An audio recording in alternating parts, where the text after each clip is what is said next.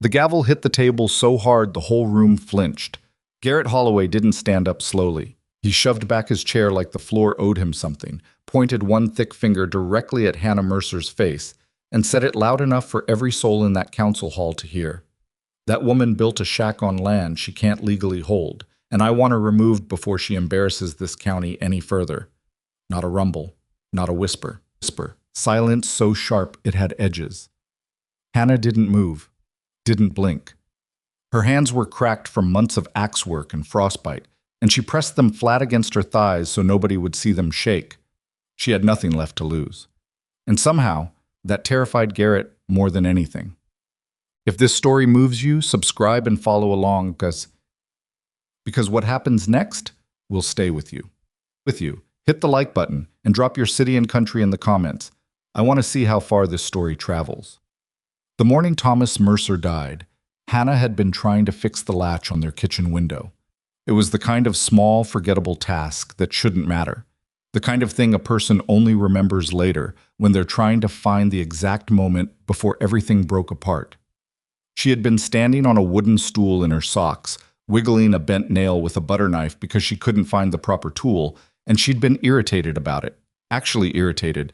She had thought to herself, I'm going to have words with Thomas about keeping the toolbox in the barn again. She never got the chance. The rider came at 10:30. A boy, really, no older than 17, with somebody else's horse and a face that had already done its crying on the way over. He didn't have to say much. The way he held his hat told her everything before his mouth did. There had been a collapse in the lower shaft. 32 feet of packed earth and timber. 4 men had gone in. 2 had been pulled out. Thomas Mercer was not one of them. Hannah sat down on the porch steps in her socked feet in the January cold and stayed there until her neighbor Mrs. Aldrich came out and guided her inside by the elbow like she was made of paper. She wasn't made of paper, but in that moment she didn't know what she was made of. She genuinely did not know. The weeks that followed were a blur of casserole dishes and condolences that meant nothing, and then the blur ended and the hard world came back into focus, harder than before and sharper at the edges. Thomas had debts she hadn't known about. Not dishonest ones, just the quiet accumulation of a man who always believed the next season would turn things around. The mining company offered a settlement that barely covered the burial. The landlord of their rented house in Colton, a pale, thin man named Pruitt, who smelled of pipe tobacco and never met her eyes, gave her until the end of February. She was 34 years old, $212 to her name, no family within 500 miles. The women of Colton, Montana, and she had considered some of them friends, began to thin out of her life the way smoke thins in open air. Not dramatically, just gradually. She'd see them crossing to the other side of the road when she came out of the dry goods store. She'd catch the tail end of conversations that stopped a second too late. It wasn't cruelty so much as discomfort. A widow with no money and no prospects was a mirror nobody wanted to look into. She heard what they said, though. Small towns have thin walls. What's she going to do? She can't stay here alone, can she? She's let herself go terribly since the funeral.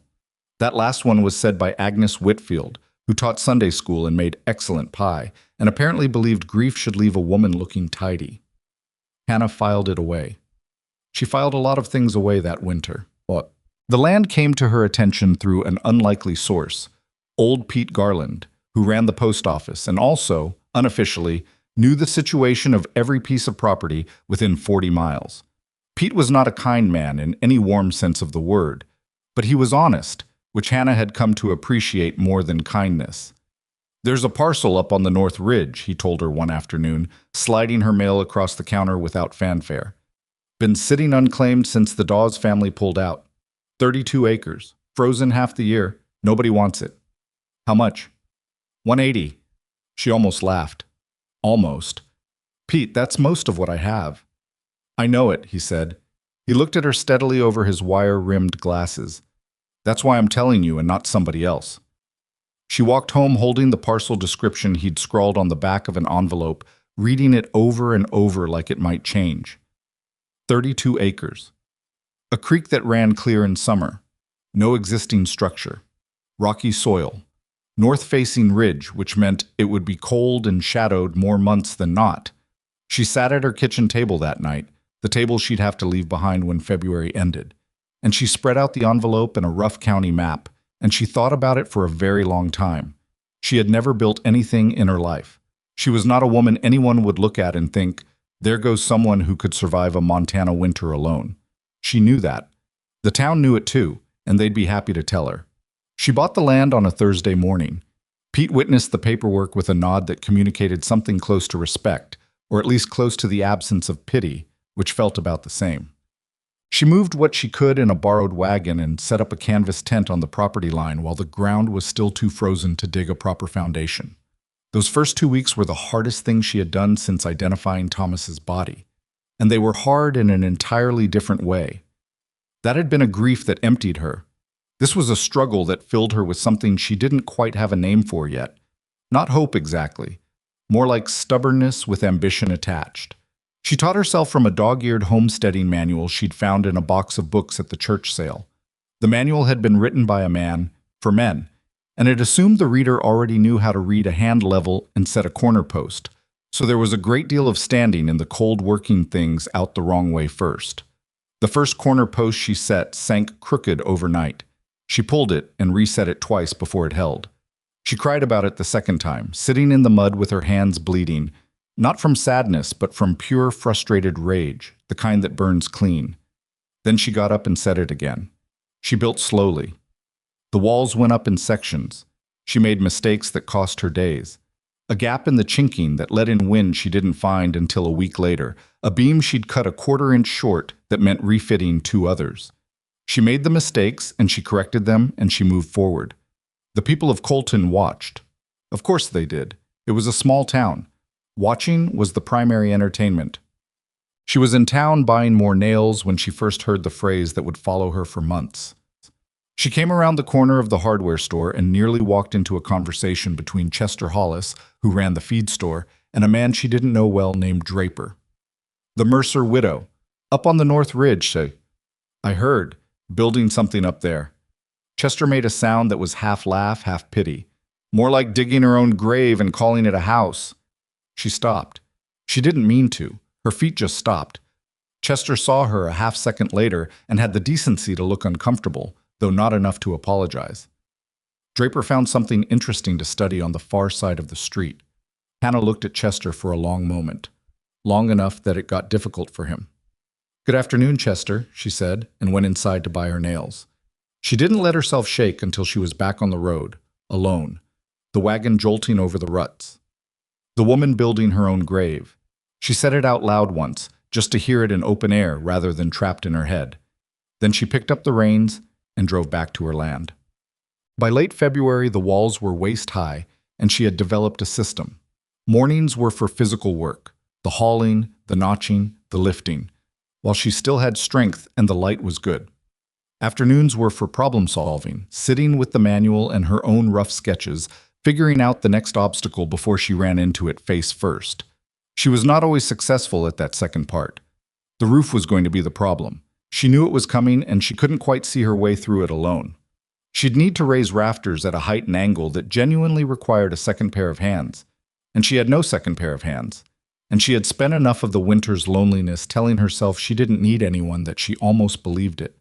She had noticed the rider on the ridge, hard not to. He appeared with a regularity that would have been unsettling if she'd felt he meant harm, but the distance he kept and the stillness of him suggested something more complicated than menace. He was always there in the late afternoon, just below the tree line, watching. A dark shape against the gray sky with a gray horse that stood the cold like it was born to it. She didn't know his name yet. She didn't call up to him. She went back to her work. But she noticed. The letter arrived on a Thursday, which seemed to be the day her life preferred for its worst developments. She recognized the firm's name from the envelope, Holloway & Associates, out of Billings, but didn't know what it meant until she read past the formal address and into the language beneath. It has come to our client's attention that the parcel recorded as Dawes Creek North, 32 acres, Colton County, may be subject to a prior lien of interest recorded in 1887 under the Consolidated Land Arrangement of the Northern Pasture Land Consolidation Act. She read it 3 times. The third time she sat down. She was not a lawyer, she didn't understand all of it, but she understood the shape of it, the shape of something coming at her that was designed specifically to look complicated so she'd be too frightened or too tired to fight it. She folded the letter. She put it in the tin box where she kept important papers. She picked up her axe. Her hands were shaking, but an axe doesn't care about that. You grip it hard, and you swing it, and the wood splits anyway. She split a week's worth of firewood in an hour and a half. When she was done, breathing hard, she stood and looked at the walls of her half-built cabin and thought about Chester Hollis and his comfortable little laugh, and about the man in Billings who had sent a letter to a widow in a tent on a frozen ridge to tell her she might lose the only thing she had left. Not yet, she thought. The thought was so plain and so hard it surprised her. Not yet, and not without a fight. She didn't know yet who Garrett Holloway was. She didn't know what he'd already set in motion, or how far back his interest in her land actually ran, or what kind of man sends lawyers after widows as a first move. She would learn all of that. The way you learn most important things, too late for the knowing to feel like a comfort, but early enough to still matter. The walls kept going up, log by log, mistake by mistake. One stubborn woman with sore hands and a dead husband and a letter from a man she hadn't met yet, building something out of frozen ground that everyone expected to fail. And somewhere above her on the ridge, in the gray afternoon light, a quiet man on a gray horse watched, and felt something shift in his chest that he hadn't felt in a very long time, and hadn't expected to feel again, and didn't yet know what to do with.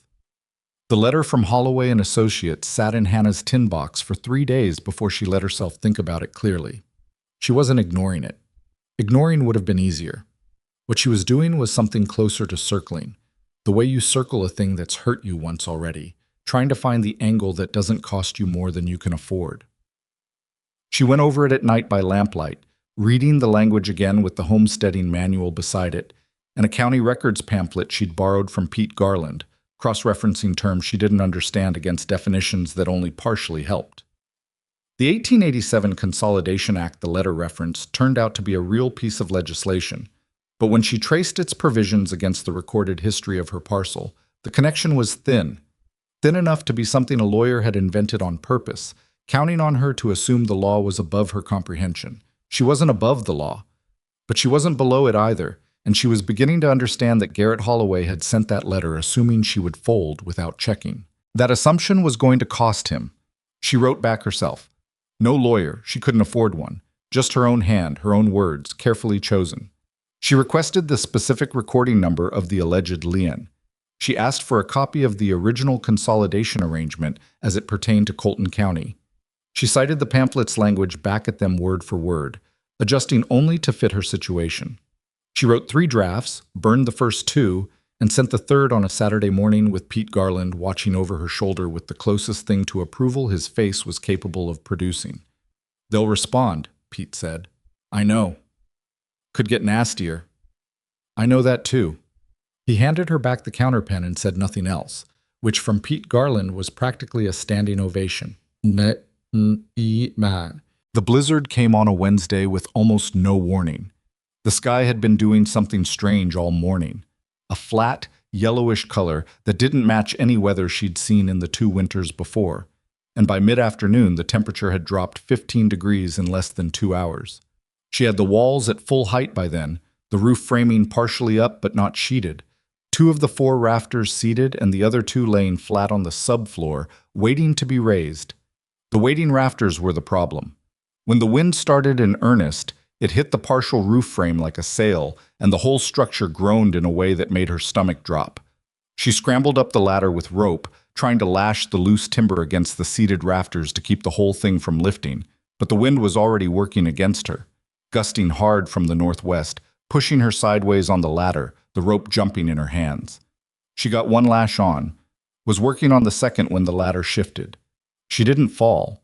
She caught the rafter with both arms and hung there a moment, the wind screaming around the eaves and the ladder clattering down to the subfloor below her, and she thought, very clearly, with the specific clarity that comes when your body understands it, maybe in genuine danger. This is how it ends. This stupid, stubborn, freezing venture ends with me dangling from my own roof in a blizzard. Then she heard boots on the floor below. Don't move, said a man's voice. Low. Not loud. He didn't shout it, which somehow made it more authoritative than shouting would have. I'll get the ladder. She didn't move. She hung onto the rafter with everything she had, which by that point was not quite everything because her arms had been working all day and they were already burning. The ladder came back upright under her feet with a solid thump. She found the rung, climbed down. She turned around. He was taller than she'd expected, which was strange because she'd watched him on the ridge often enough to have formed some mental image. The gray horse was tied to a post outside. She could hear it stomping against the cold. He was carrying saddlebags that clinked with weight, and he was looking at the loose rafter with the expression of a man calculating a problem, not a man deciding whether the problem was worth his time. "Silas Boone," he said, without looking at her. "I ranch the land east of yours." "Hannah Mercer." She wiped her hands on her coat. "You've been watching from the ridge." He did look at her then. His eyes were dark, not unfriendly, but not warm either, more like careful. "I have." "For weeks." "Yes." She waited for him to explain that. He didn't. He looked back up at the rafter. "You've got two of those loose and the wind's going to take them if we don't get them up and tied before the storm locks in," he said. "I can hold the far end if you can work the rope." She wanted to ask why he'd been watching. She wanted to say she hadn't asked for help and didn't know if she wanted it. She wanted to say a lot of things, and she said none of them, because the wind gusted hard right at that moment, and the loose rafter skidded 6 inches across the subfloor, and she said, "All right, let's get it up." They worked for 2 hours without stopping. It was not graceful. The wind made every movement twice as hard. The cold made her fingers fumble on the rope. And Silas Boone was not a man who explained what he was doing before he did it. He simply did it, and she had to read his movements to stay with him, which was its own kind of frustrating. Twice she had to ask him to wait while she repositioned, and both times he waited without comment, without impatience she could detect, and without the particular kind of tolerant silence that would have been worse than irritation. The rafters went up. She sheeted 2 of them with the board she had cut. Not all of them, not enough to fully weather the roof, but enough to break the worst of the wind's grip on the structure. He brought a canvas tarp from his saddlebags and they lashed it over the open section, driving stakes into the wall plates with a mallet he'd also brought, apparently having assessed the situation from the ridge and prepared accordingly. When it was done, she climbed down the ladder for the last time and stood on the floor of her half-finished cabin and breathed. "Why do you have all this in your saddlebags?" she asked. He was still on the ladder, checking the tarp's edge. "Came prepared." "For what exactly?" He came down. He looked at the tarp. He said, "I've been watching long enough to know this storm was going to be a problem for that roof." She let that sit for a moment. The wind was screaming outside and the tarp was holding and the structure was not falling. "You came prepared for a stranger's roof." "I came prepared for a situation," he said. The stranger part wasn't the point. She could not fully decide if that was considerate or evasive, so she let it go. She opened the tin stove she'd set up in the corner. The chimney pipe was the one part of the cabin that had been fully completed and functional for weeks, because warmth had always been the first priority, and she fed it until the space was something close to bearable. Silas sat down on a crate without being invited, which might have bothered her if she hadn't been too tired to care. "Holloway sent you a letter," he said. She turned around. "How do you know that?" Pete Garland mentioned he'd seen correspondence with a Billings address. He said it plainly, without apology. "In a town this size, that's public information whether you want it to be or not. He's claiming a prior lien on my land." "He does that." Silas's voice was flat. "He's done it to 3 other properties in the county in the past 4 years. He finds something with a cloudy history in the records, he pays a lawyer to write it complicated, and he counts on the owner being too scared or too poor to fight back." Hannah sat down on the other crate and looked at him. "Did it work? On the others?" There was a pause. A short one, but she noticed it. 2 of the 3 sold to him inside of 6 months, Silas said. The third was Mac Gaines, who's stubborn enough to have lasted, but the legal costs have nearly broken him. "I already wrote back, asked for the specific recording." Something shifted slightly in Silas Boone's expression. It wasn't quite surprise, more like recalibration, the face of a man revising an assumption. "You know what you're looking for?" he asked. "I know enough to know a real lien has a real number and a real document behind it. If his doesn't, his whole claim falls apart." He was quiet for a moment. Then he said, "He won't like that." "I expect he won't."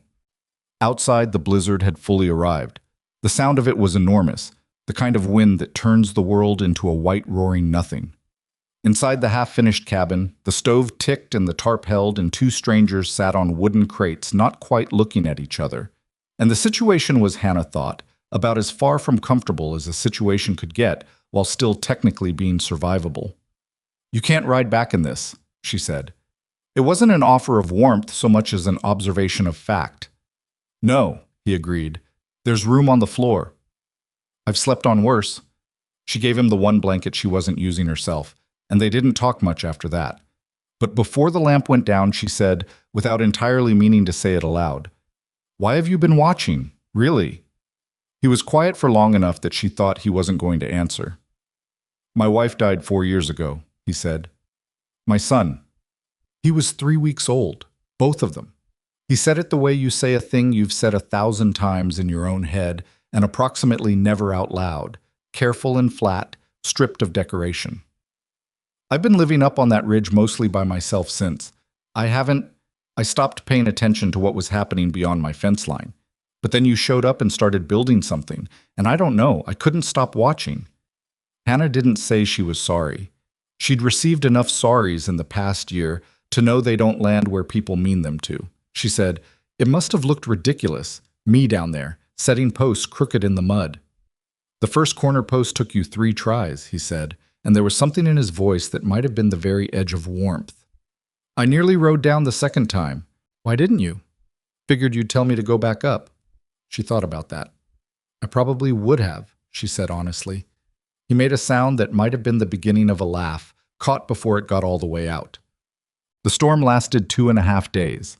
By the end of the first day, they had, out of simple practical necessity, stopped treating each other like strangers. They ate from what Silas had brought in his bags: dried beef, a tin of beans he heated on the stove, hardtack that required optimism to consume.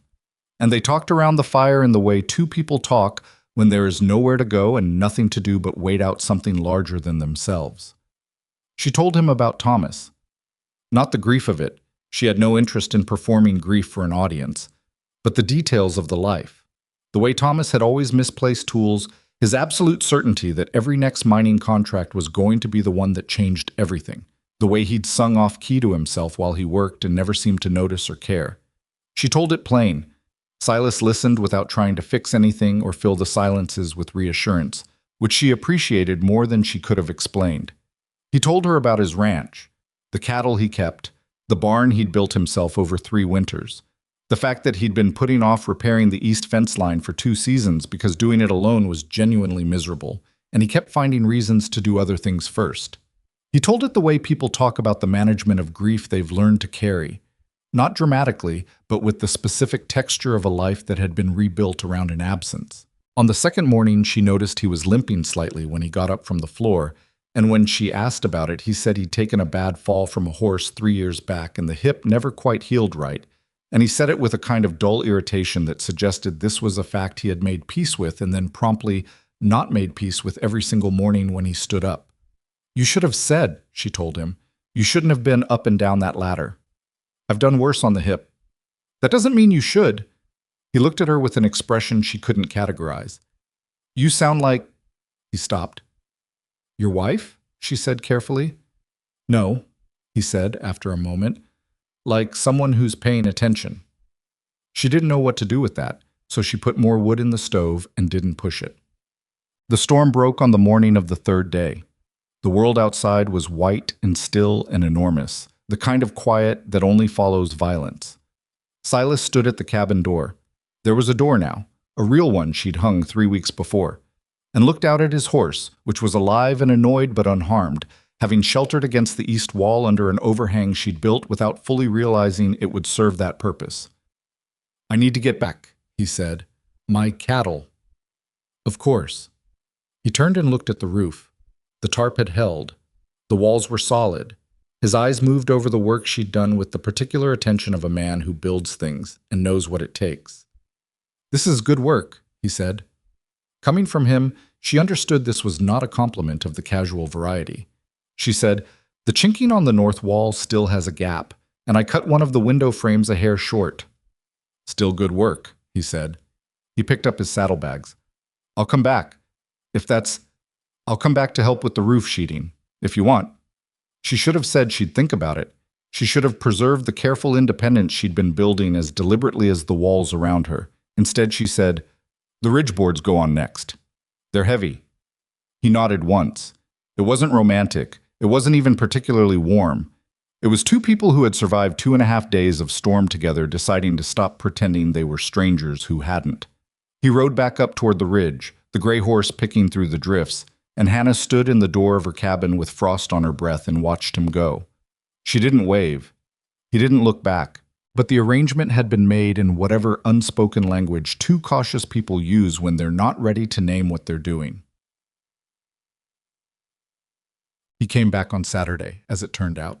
Not with fanfare. He arrived while she was already working, tied the horse, picked up the other end of the ridge board without asking, and they spent the morning getting the roof sheeting done in the way they'd worked through the storm, each reading the other's movements, adjusting, getting it wrong occasionally, fixing it without drama. Over the following weeks, a pattern formed. He appeared 3, sometimes 4 times a week. He brought his own tools and didn't comment on hers.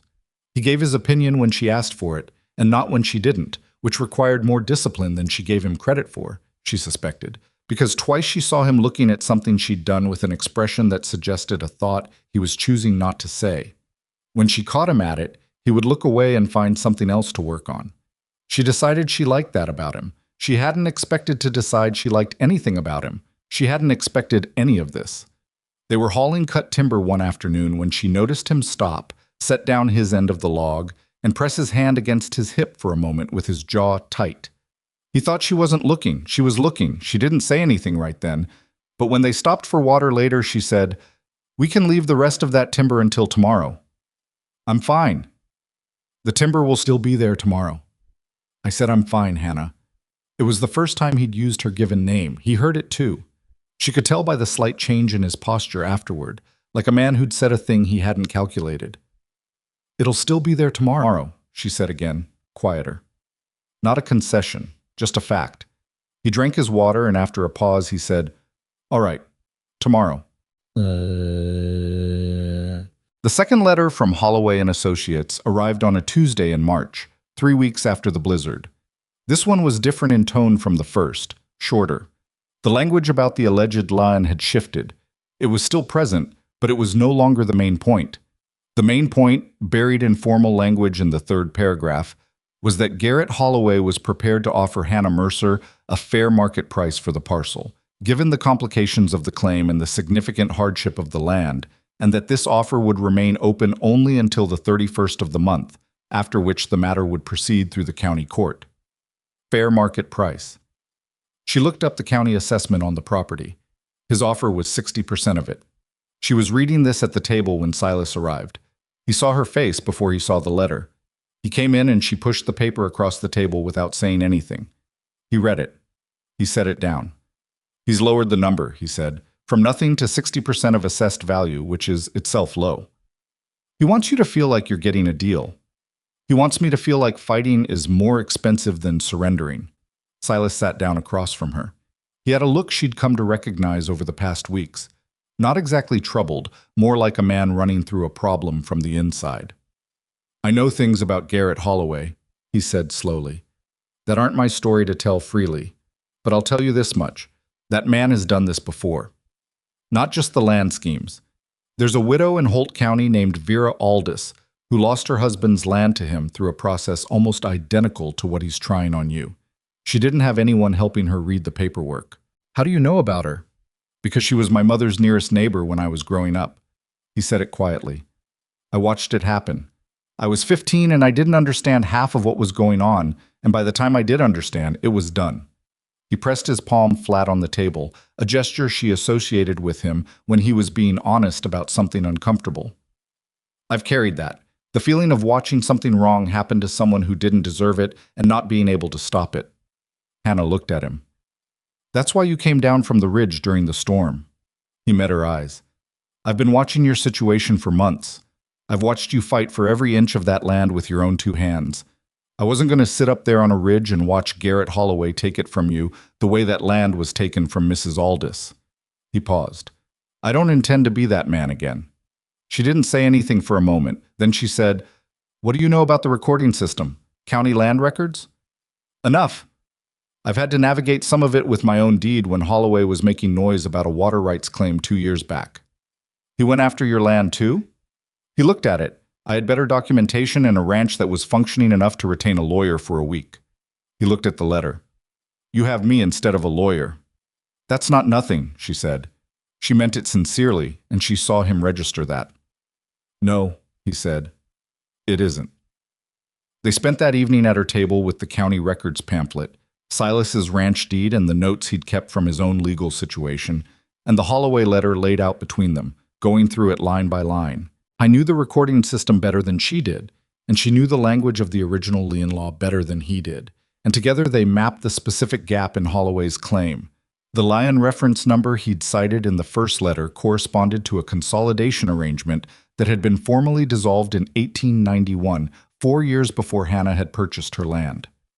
Dissolved. Annulled. Not transferred, not modified. Dissolved, which meant it had no standing over any subsequently recorded deed. "That's it," she said, her finger on the relevant line. "That's it," he agreed. She looked up at him. He was close enough that she could see the tiredness around his eyes. Not just tonight's tiredness, but the deeper, older kind.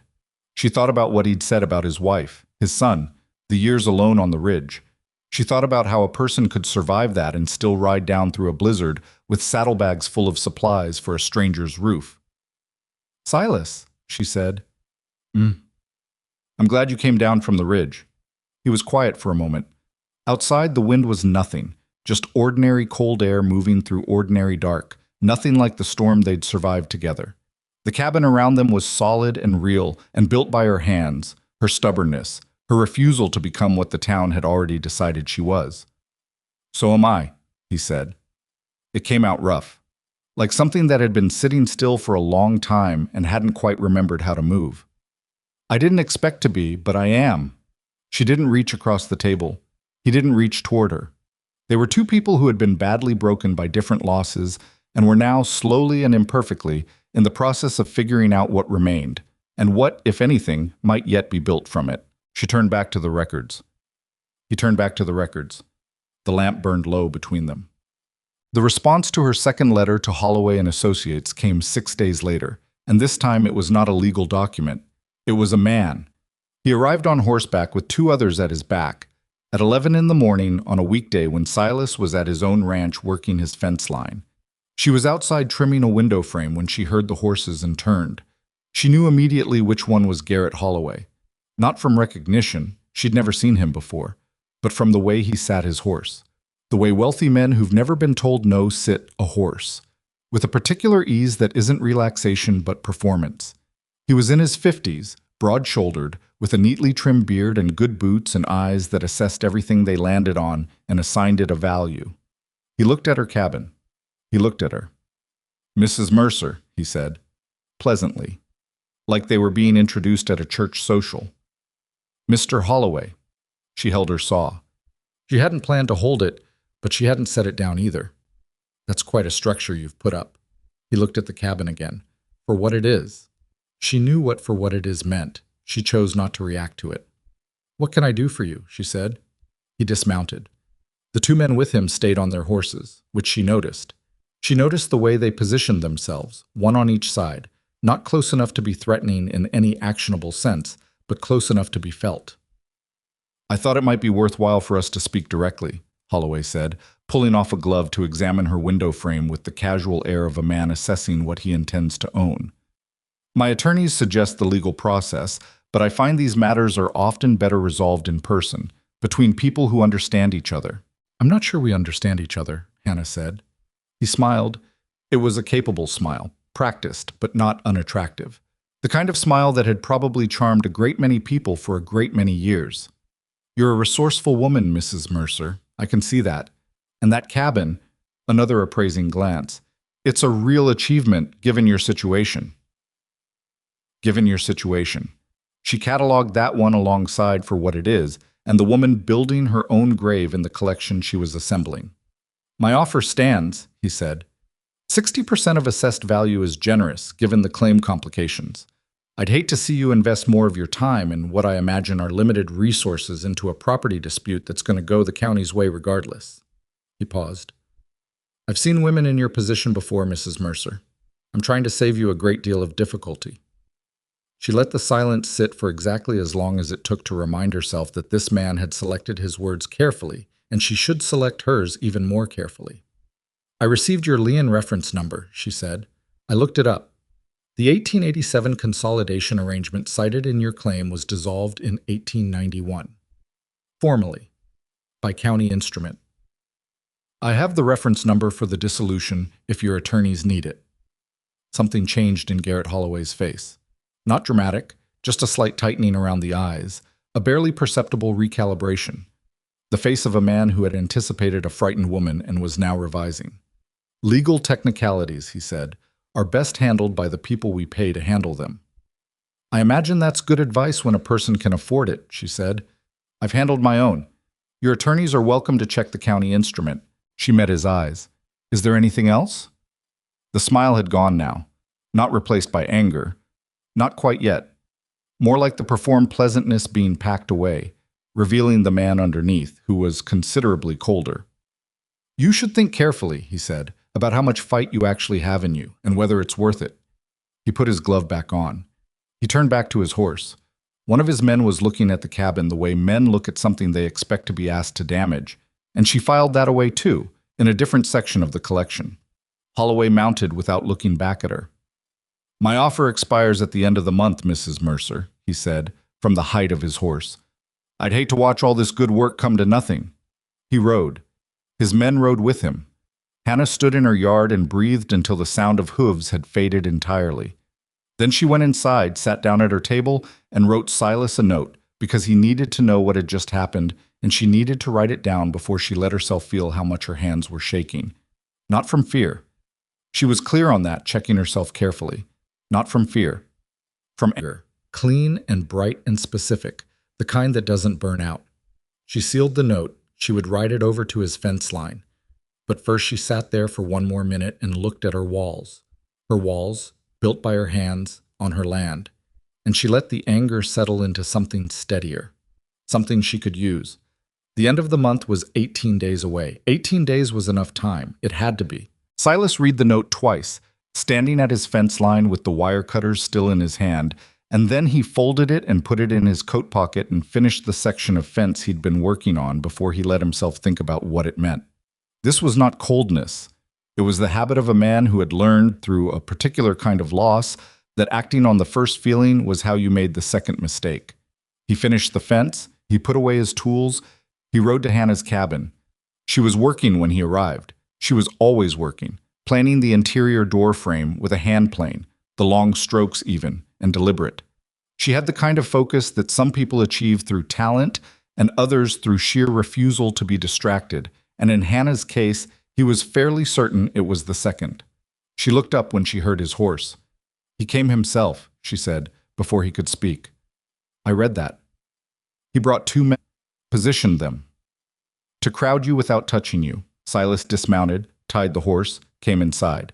He stood looking at the doorframe she'd been working, which was straight and clean and represented, he knew, about 4 hours of careful work. That's a particular kind of threat. It means he's escalating past lawyers. Because the lawyers aren't working, Hannah said. She set the plane down on the floor. Because I wrote back with the dissolution instrument number, and now his entire lien claim has a hole in it big enough to walk through. He won't give up because the lien fell apart, Silas said. That was only ever the opening move. She looked at him steadily. What's the next one? He sat down on the crate, his crate now, in some unofficial sense, and thought about how to say what he knew. He'd been turning it over since reading her note, assembling what he remembered from Vera Aldis's situation and from 2 other cases he'd heard about more obliquely over the years. Garrett Holloway was not a man who improvised. He had a process, and the lien letter was always the beginning of it. He'll go after the inspection, Silas said.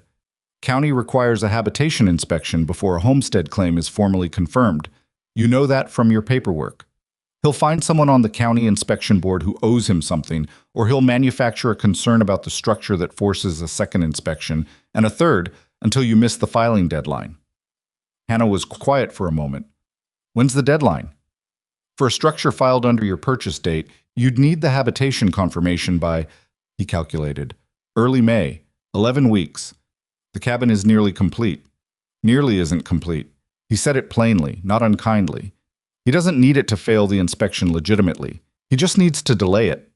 She picked up the hand plane again and turned it over in her hands, not to use it, just something to hold. So we make sure the cabin is beyond any reasonable challenge before the inspection date. Every board, every joint, every window frame. She looked at the door frame. I need to redo the east window. The gap on the sill is too wide. The flue cap on the chimney needs a proper drip edge. I know. And the floorboards in the northwest corner. I know, Silas. He stopped. She had said it without heat, just the calm of a person who has already cataloged every flaw in their own work and doesn't need someone else to discover them. Sorry, he said. Don't be. She almost smiled. You're the only person I've got who will say it straight instead of telling me it looks wonderful. It does look, don't. He did not complete the sentence. The next 11 weeks were the hardest sustained work Hannah had ever done, and that was a field with serious competition. They established a rough division, not formal, just practical, emerging from the first week and holding. Silas handled the things that required either height she couldn't safely manage alone with her hip bothering her back, or knowledge of building systems he'd accumulated from constructing his own ranch structures over years. Hannah handled everything else, which was most of it, and occasionally handled the things that were his domain too when he wasn't there and she couldn't wait. She redid the east window frame entirely. She recut the boards, replaced the sill, rechiseled the joint until the gap was a hair's width at most. She did it in a day and a half, starting before the light was fully up, finishing after it was gone. Silas came the next morning and looked at it for a while. You did that yesterday, he said, and the day before. I would have helped. You were working your own place. She had said this mildly, but she meant it. He had a ranch that needed him, cattle that couldn't wait on her cabin's schedule, an east fence line that was still only 3/4 repaired. She was not going to be the reason his livelihood suffered. It's done now. What do you think of the joint?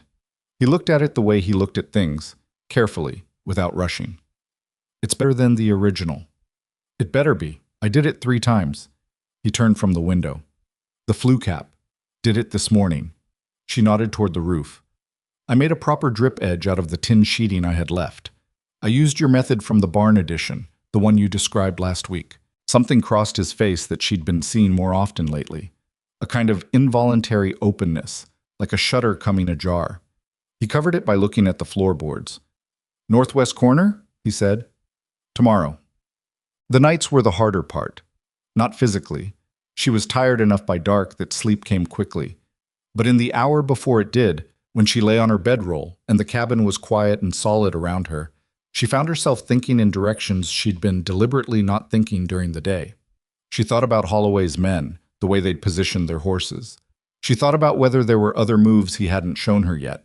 She thought about Mac Gaines, who Silas had mentioned, the third property owner, the one still fighting, the one being broken by legal costs. She thought about what it would mean to lose this land not to Holloway's argument, but to his resources, to the sheer exhaustion of a wealthy man's patience outlasting a poor woman's. She thought, more than she wanted to, about Silas. Not romantically, or not only romantically, or not in any way she was ready to name. More like, she thought about the shape of him in her daily life and how it had become something she had stopped noticing as unusual, which was itself unusual. She thought about the way he'd said, I wasn't going to sit up there on a ridge and watch. Not with heroism, but with a kind of quiet shame at his own former passivity that she found, for reasons she couldn't entirely articulate, more trustworthy than heroism would have been. She thought about his hip, which he never mentioned and which she watched worsen on the cold mornings, and improve by noon, and worsen again by evening, an invisible tax he paid on every day's work. She thought, he is going to get hurt helping me, and he will not say so, and I don't know what to do about that. She didn't have an answer. She got up in the morning and went back to work. Holloway's next move came not through a letter, but through a person. His name was Dale Pruitt. Not the same Pruitt who'd been her landlord, but she noted the coincidence of the name with a flat private humor. and he was a county assessor's assistant who appeared at her property on a Tuesday morning in late March with a clipboard and an apologetic expression that didn't match the content of what he'd come to say. He was young, early 30s maybe, with the demeanor of a man who had been given a task he found distasteful and was going to complete it anyway. "Mrs. Mercer," he said, "I've been asked to conduct a preliminary review of the structure prior to the official inspection. It's a standard process." He said the last sentence in a way that indicated it was not a standard process. Hannah stood at her door. "Asked by whom?" The county board has the authority to Pruitt." She waited until he met her eyes. "Asked by whom?" He looked at his clipboard. "There have been concerns raised about the structural integrity of the build, specifically the roof load-bearing capacity and the foundation corner setting. A formal concern was filed with the board requesting a preliminary review." "Who filed it?" A pause, long enough to be its own answer. "I'm just here to do the review, ma'am," he said. She stepped back from the door. "Then do it." He spent 40 minutes inside and outside the cabin with his clipboard, measuring, noting, tapping on walls. Hannah did not follow him around. She stood at her work table and continued fitting the northwest floorboards, listening to his footsteps move through the space. When he came back to the main room, she set down her tool. "The foundation corners?" she said. He looked at his notes. They appear level, within tolerance. And the roof load? The main rafters are properly seated. The ridge beam looks solid." He hesitated. "The chimney flue cap is new? I put it in last week." "Yes, it looks good." Another pause. "Ma'am, I want to be straightforward with you. Somebody with influence on the board pushed for this preliminary visit. I don't know exactly what they were hoping I'd find, but—" He stopped himself. "But it isn't here to find," Hannah said. He looked at her for a long moment. He was young enough to still be bothered by this kind of work, which was either a character quality or an inexperience he'd lose in a few years. She couldn't tell which. "No, ma'am," he said. "It isn't." After he left, she sat at her table and thought carefully. Then she went to find Silas. She found him at his barn, in the middle of a calving situation that had apparently been difficult all morning, and she had the presence of mind to hold her conversation until the calf was on its feet and the mother was settled. Silas came out of the barn with straw in his hair and blood on his coat sleeve, and the particular drained satisfaction of a man who has been in a prolonged battle with nature and won. She told him about Pruitt and the preliminary review. He listened without interrupting, which was one of the things about him she'd come to rely on. "He couldn't find anything," she said, "because there's nothing to find. But the fact that Holloway was able to push for a preliminary review means he has someone on the board." "Caldwell," Silas said without hesitating. "You know which one." "I've suspected for 2 years. Caldwell votes consistently in ways that benefit Holloway's interests and inconsistently in every other direction. It's the kind of pattern that's obvious when you look at it from outside and invisible when you're in it." He pulled the straw from his hair. "A preliminary review means they're looking for cause to flag the structure before the official inspection. If they can't find structural problems, they'll manufacture procedural ones," Hannah said, "or find something on the land title itself, something minor they can inflate." He looked at her. "Did you register the build start date with the county at the time you broke ground?" She thought. "I filed the initial homestead paperwork with Pete." "The build start specifically. There's a county form, Supplemental Form 7, I think, for recording the initiation date of construction on a raw parcel." She felt something cold move through her that was not the air. "Pete handled the filing. I assumed he—" "Assumed," Silas said, and he said it gently, but neither of them was under any illusion about what the word meant in this context. She was already turning toward her horse. Pete Garland was behind his counter when she came in, which was the only place Pete Garland ever was. He looked at her face and reached under the counter before she'd said a word, producing a manila folder with her name on it. "Before you say anything," he said, "yes, I filed the supplemental form. Dated the day you broke ground, which I know because you told me the morning you started and I wrote it on my desk calendar." He opened the folder and pushed a carbon copy across the counter. "I kept mine." She let out a breath she hadn't known she was holding. "Pete," she said, "don't." He waved it off. "I've been doing this job for 22 years. I know which filings matter and which ones Holloway's people go looking for holes in." He closed the folder. I filed it, and I kept the copy because I figured there was an above-average chance somebody was going to need it. She stood there for a moment looking at the carbon copy with her name on it and the date of her first broken ground, and Pete Garland's cramped handwriting in the witness field.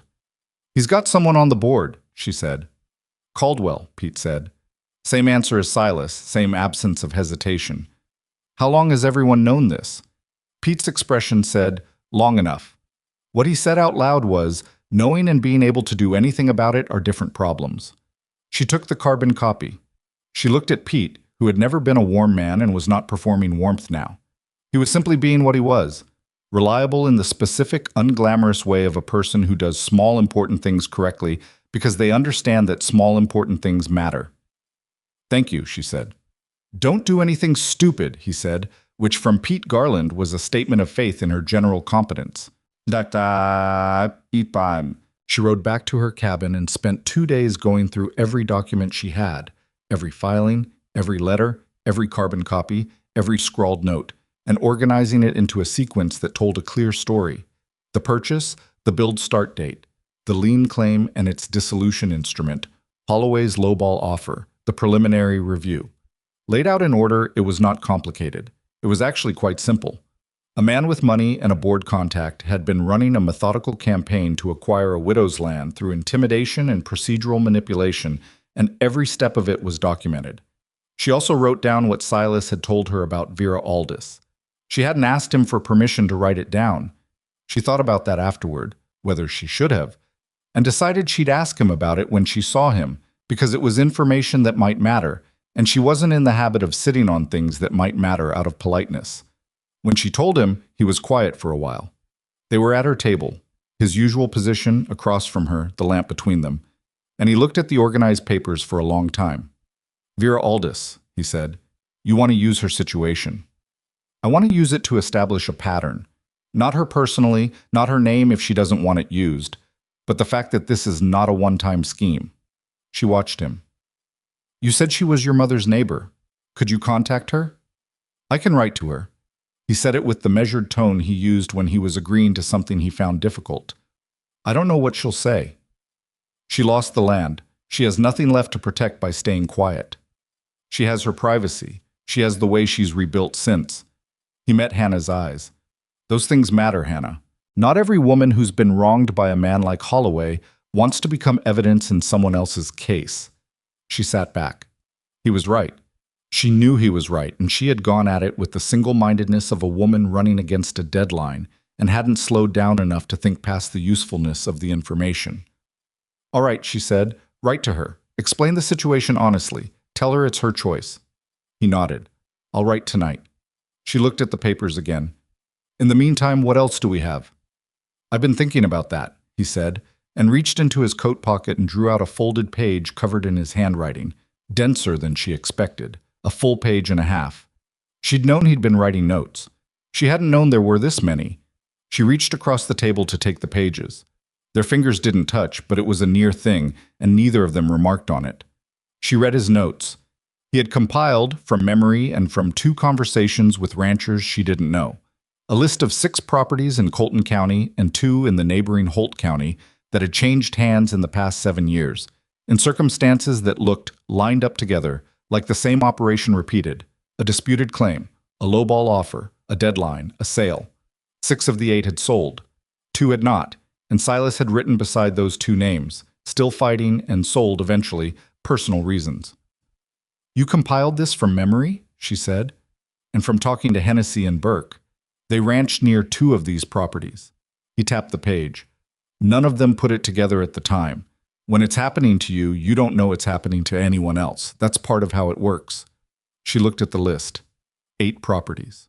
8 separate people who'd each thought they were dealing with a single, specific, local problem that was somehow their own fault for being in a weak position. Something shifted in her. Not a feeling she had a name for, but something that moved out of the register of my problem and into something larger and colder.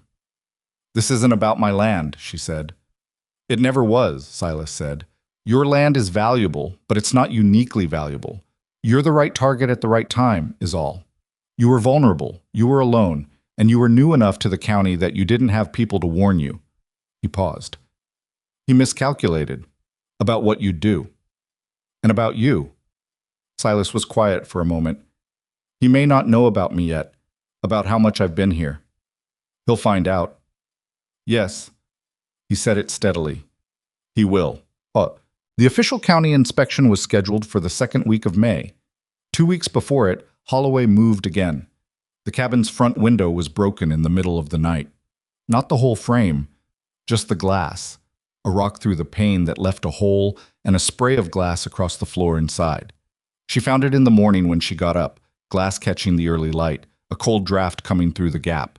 She stood in the doorway looking at it for a moment. Then she got the broom. She didn't tell Silas immediately. Not because she was hiding it, she wasn't, but because she needed a few hours with the fact before she let someone else react to it. She swept the glass. She measured the pane for a replacement. She rode to town, bought the glass, rode back, and reglazed the window that same afternoon. It was a job that took 3 hours and required a steadier hand than she fully had, and there was a small bubble in one corner of the new pane that wasn't perfect, but the window was whole. Then she sat down and wrote it in her log, a notebook she'd started keeping 2 weeks earlier, date and detail for every incident, every letter, every appearance of Holloway's men near her property. Date, time, description. The broken window, rock approximately the size of a fist, thrown from outside, no witnesses, no recovery of the rock. She told Silas the next morning. His jaw tightened in a way she'd learned to read as the controlled version of something much sharper underneath. You should have, he started. I handled it. I know you handled it. That's not... He stopped. He looked at the window. The glass looks good. There's a bubble in the corner. Barely visible. He turned to her. Hannah, if they're willing to break a window, then they're watching and they're frustrated and the lion claim failed and the preliminary review found nothing. And Holloway is starting to feel the walls of his own scheme. She kept her voice level. Not because she felt entirely level, but because the log on the table was going to matter more than her fear, and she needed to stay clear-headed enough to keep filling it with useful information. I've written it down. It's in the log. He looked at the log. He looked at her. He said, I'm going to stay closer. You have a ranch. I have a hired hand who can manage 3 days. He said it in a tone that closed the subject. I'm going to stay closer. She could have argued. She weighed the argument and set it aside. All right, she said. Ochab. He did stay closer, and in the 10 days that followed the window incident, 2 more things happened that she added to the log. The first was a man she didn't recognize who rode the perimeter of her property twice on a Thursday, slowly, making no attempt to conceal himself. She watched from inside. He didn't come to the door, didn't cross the property line, just rode the edge of it and left. She wrote, Unknown rider, perimeter circuit, Thursday, approximately 2 p.m., no interaction. The second was Silas coming in from an early morning check of the property line with a look on his face that she had learned to associate with contained fury. Someone tried to cut the stake at your northwest corner, he said. The survey stake. She stood absolutely still. They didn't get it all the way out. It's still there, but it's been worked at. You can see where it's been dug around. He looked at her. If that stake had been removed before the inspection, they'd have questioned the boundary of the claim, she said, or claimed a measurement discrepancy in the property line. He sat down. He put his hands flat on the table. This isn't intimidation anymore. This is active interference with a legal proceeding. If we can prove it. The digging is visible. I want to photograph it. Does Hennessy have a camera? I think he does. I want a photograph of that stake and the disturbed soil dated before the inspection. She was already reaching for the log. They photographed the stake the next day. Hennessy, a rancher Silas had known for 12 years, came out with his camera and his own quiet outrage. One of his properties had been on Silas's list. He was the one who'd sold eventually, personal reasons, and she had not asked what the personal reasons were because she could read a person's face well enough to know. He took 4 photographs. He signed a statement describing what he'd observed. He handed it to Hannah with a look on his face that was somewhere between relief and grief. The look of a man doing now what he hadn't been able to do when it was his own turn. He got to me, Hennessy said quietly. I want you to know that. He got to me and I sold, and I've regretted it since. Not just the land, he paused. The way I felt about myself after. Hannah folded the statement carefully and put it in the file. "You're helping now," she said. "Doesn't balance it." "No," she said honestly, "but it helps." The inspection was on a Tuesday. County Inspector Gerald Marsh arrived at 9 in the morning with a junior colleague and a clipboard that was considerably more official than Dale Pruitt's preliminary clipboard. He was a careful man, methodical in the way of someone who takes the specifics of his job seriously. And he went through the cabin with an attention to detail that Hannah found she didn't mind, because she had gone through it herself with the same attention and she knew what he was going to find. Or rather, what he was not going to find. She had spent the previous week on the final details with the specific focus of a person who knows they are being scrutinized and has decided to give the scrutinizer nothing. The northwest floorboards were fitted and finished. The east window frame was solid. The chimney flue cap had its drip edge. The corner posts were plumb and documented as such in Pete Garland's filed paperwork. The survey stake was in the ground, and the photographs of it, dated, were in the file she'd prepared. Marsh spent 2.5 hours. He checked the foundation corners with a level. He checked the roof load. He examined the chimney. He measured the windows. He took notes in a small, close handwriting that she watched without being able to read from where she stood. At 11:30, he came back to the main room and stood looking at his clipboard. "Mrs. Mercer," he said, "I want to ask about the supplemental build start filing." She handed him Pete Garland's carbon copy before he'd finished the sentence. He looked at it. He looked at her. "You had this ready." "I had everything ready," she said. He went back to his clipboard. After a pause, he said, "There was a preliminary review request filed by the board." "I know. The preliminary reviewer's report indicated no structural concerns." "I know that too." Marsh looked around the cabin. He looked at the walls and the floor and the ceiling and the window she'd reglazed. He looked at it the way a man looks at something that has told him clearly what it is. "This structure meets county habitation requirements," he said. "I'll file the confirmation this afternoon." The junior colleague wrote something. Marsh picked up his clipboard. He looked at Hannah once more. Not with particular warmth, not with particular coldness. With something more like recognition. "You built this yourself?" he said. "Mostly." He nodded once. He left. She stood alone in her cabin for 5 minutes after the county inspector's wagon had rolled back down the track toward Colton. Just stood in the middle of the floor she had laid and looked at the walls she had raised and the roof overhead that had held against the storm, and she breathed. Then she went outside to find Silas, who had stayed back at the property line during the inspection because they'd agreed that his presence might complicate things, and because it was her cabin and her claim and her inspection to face. He was sitting on the fence rail with his arms folded, watching the inspector's wagon shrink down the road. He heard her and turned. She didn't have to say anything. He could read her face well enough by now. He let out a slow breath. Something in the set of his shoulders released. Not collapse, just the quiet easing of a sustained tension. "Good," he said. "He filed it this afternoon." "Good." He said it again, quieter. She came and stood beside him at the fence. Not touching. They were not people who touched easily, either of them, which was its own kind of language, but close enough that the space between them felt intentional. "He'll regroup," she said. She wasn't going to pretend otherwise. Holloway's first campaign had failed, and she knew better than to think that was the end of him. The list on Silas's handwritten page had 8 properties on it, and a man who'd built that kind of operation over 7 years didn't stop because one widow in a self-built cabin had filled out her paperwork correctly. "He will," Silas agreed. "He's going to come at it differently next time. Probably more personally." She looked at the cabin. From outside, you could see it clearly now. A real structure, solid and squared, the logs fitted and chinked, the roof sheeted, the chimney standing. A home, not quite finished inside, but a home in every structural sense. Hers in every legal sense, documented and confirmed and real. "Let him," she said. It came out harder than she'd intended, or maybe exactly as hard as she intended, and she just hadn't expected to say it out loud. Silas looked at her. The afternoon light was doing something particular to the air. One of those early May evenings where Montana stops being brutal and briefly remembers it can be beautiful. And he was looking at her with the expression she'd seen once or twice before, the involuntary one, the shutter coming open. She looked back at him. Neither of them said anything for a moment that went on slightly longer than a neutral moment would. Then she said, "Stay for supper." It wasn't a question. He knew that. She knew he knew that. "All right," he said, and got down from the fence rail, and they walked back toward the cabin together in the early May light, with Holloway's next move somewhere out ahead of them in the dark. And the inspection filed, and the walls standing, and the ground under their feet as solid as anything Hannah Mercer had ever built. The letter from Vera Aldis arrived on a Friday morning, 11 days after Silas had written to her.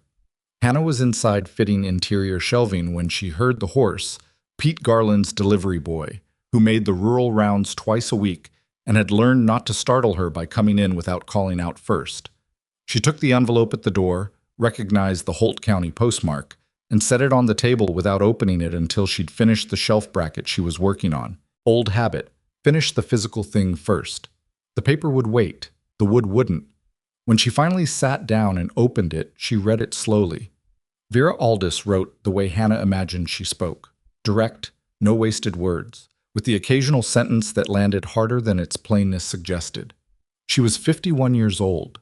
She had lost her husband to illness, not a mining collapse, but the shape of the aftermath was familiar.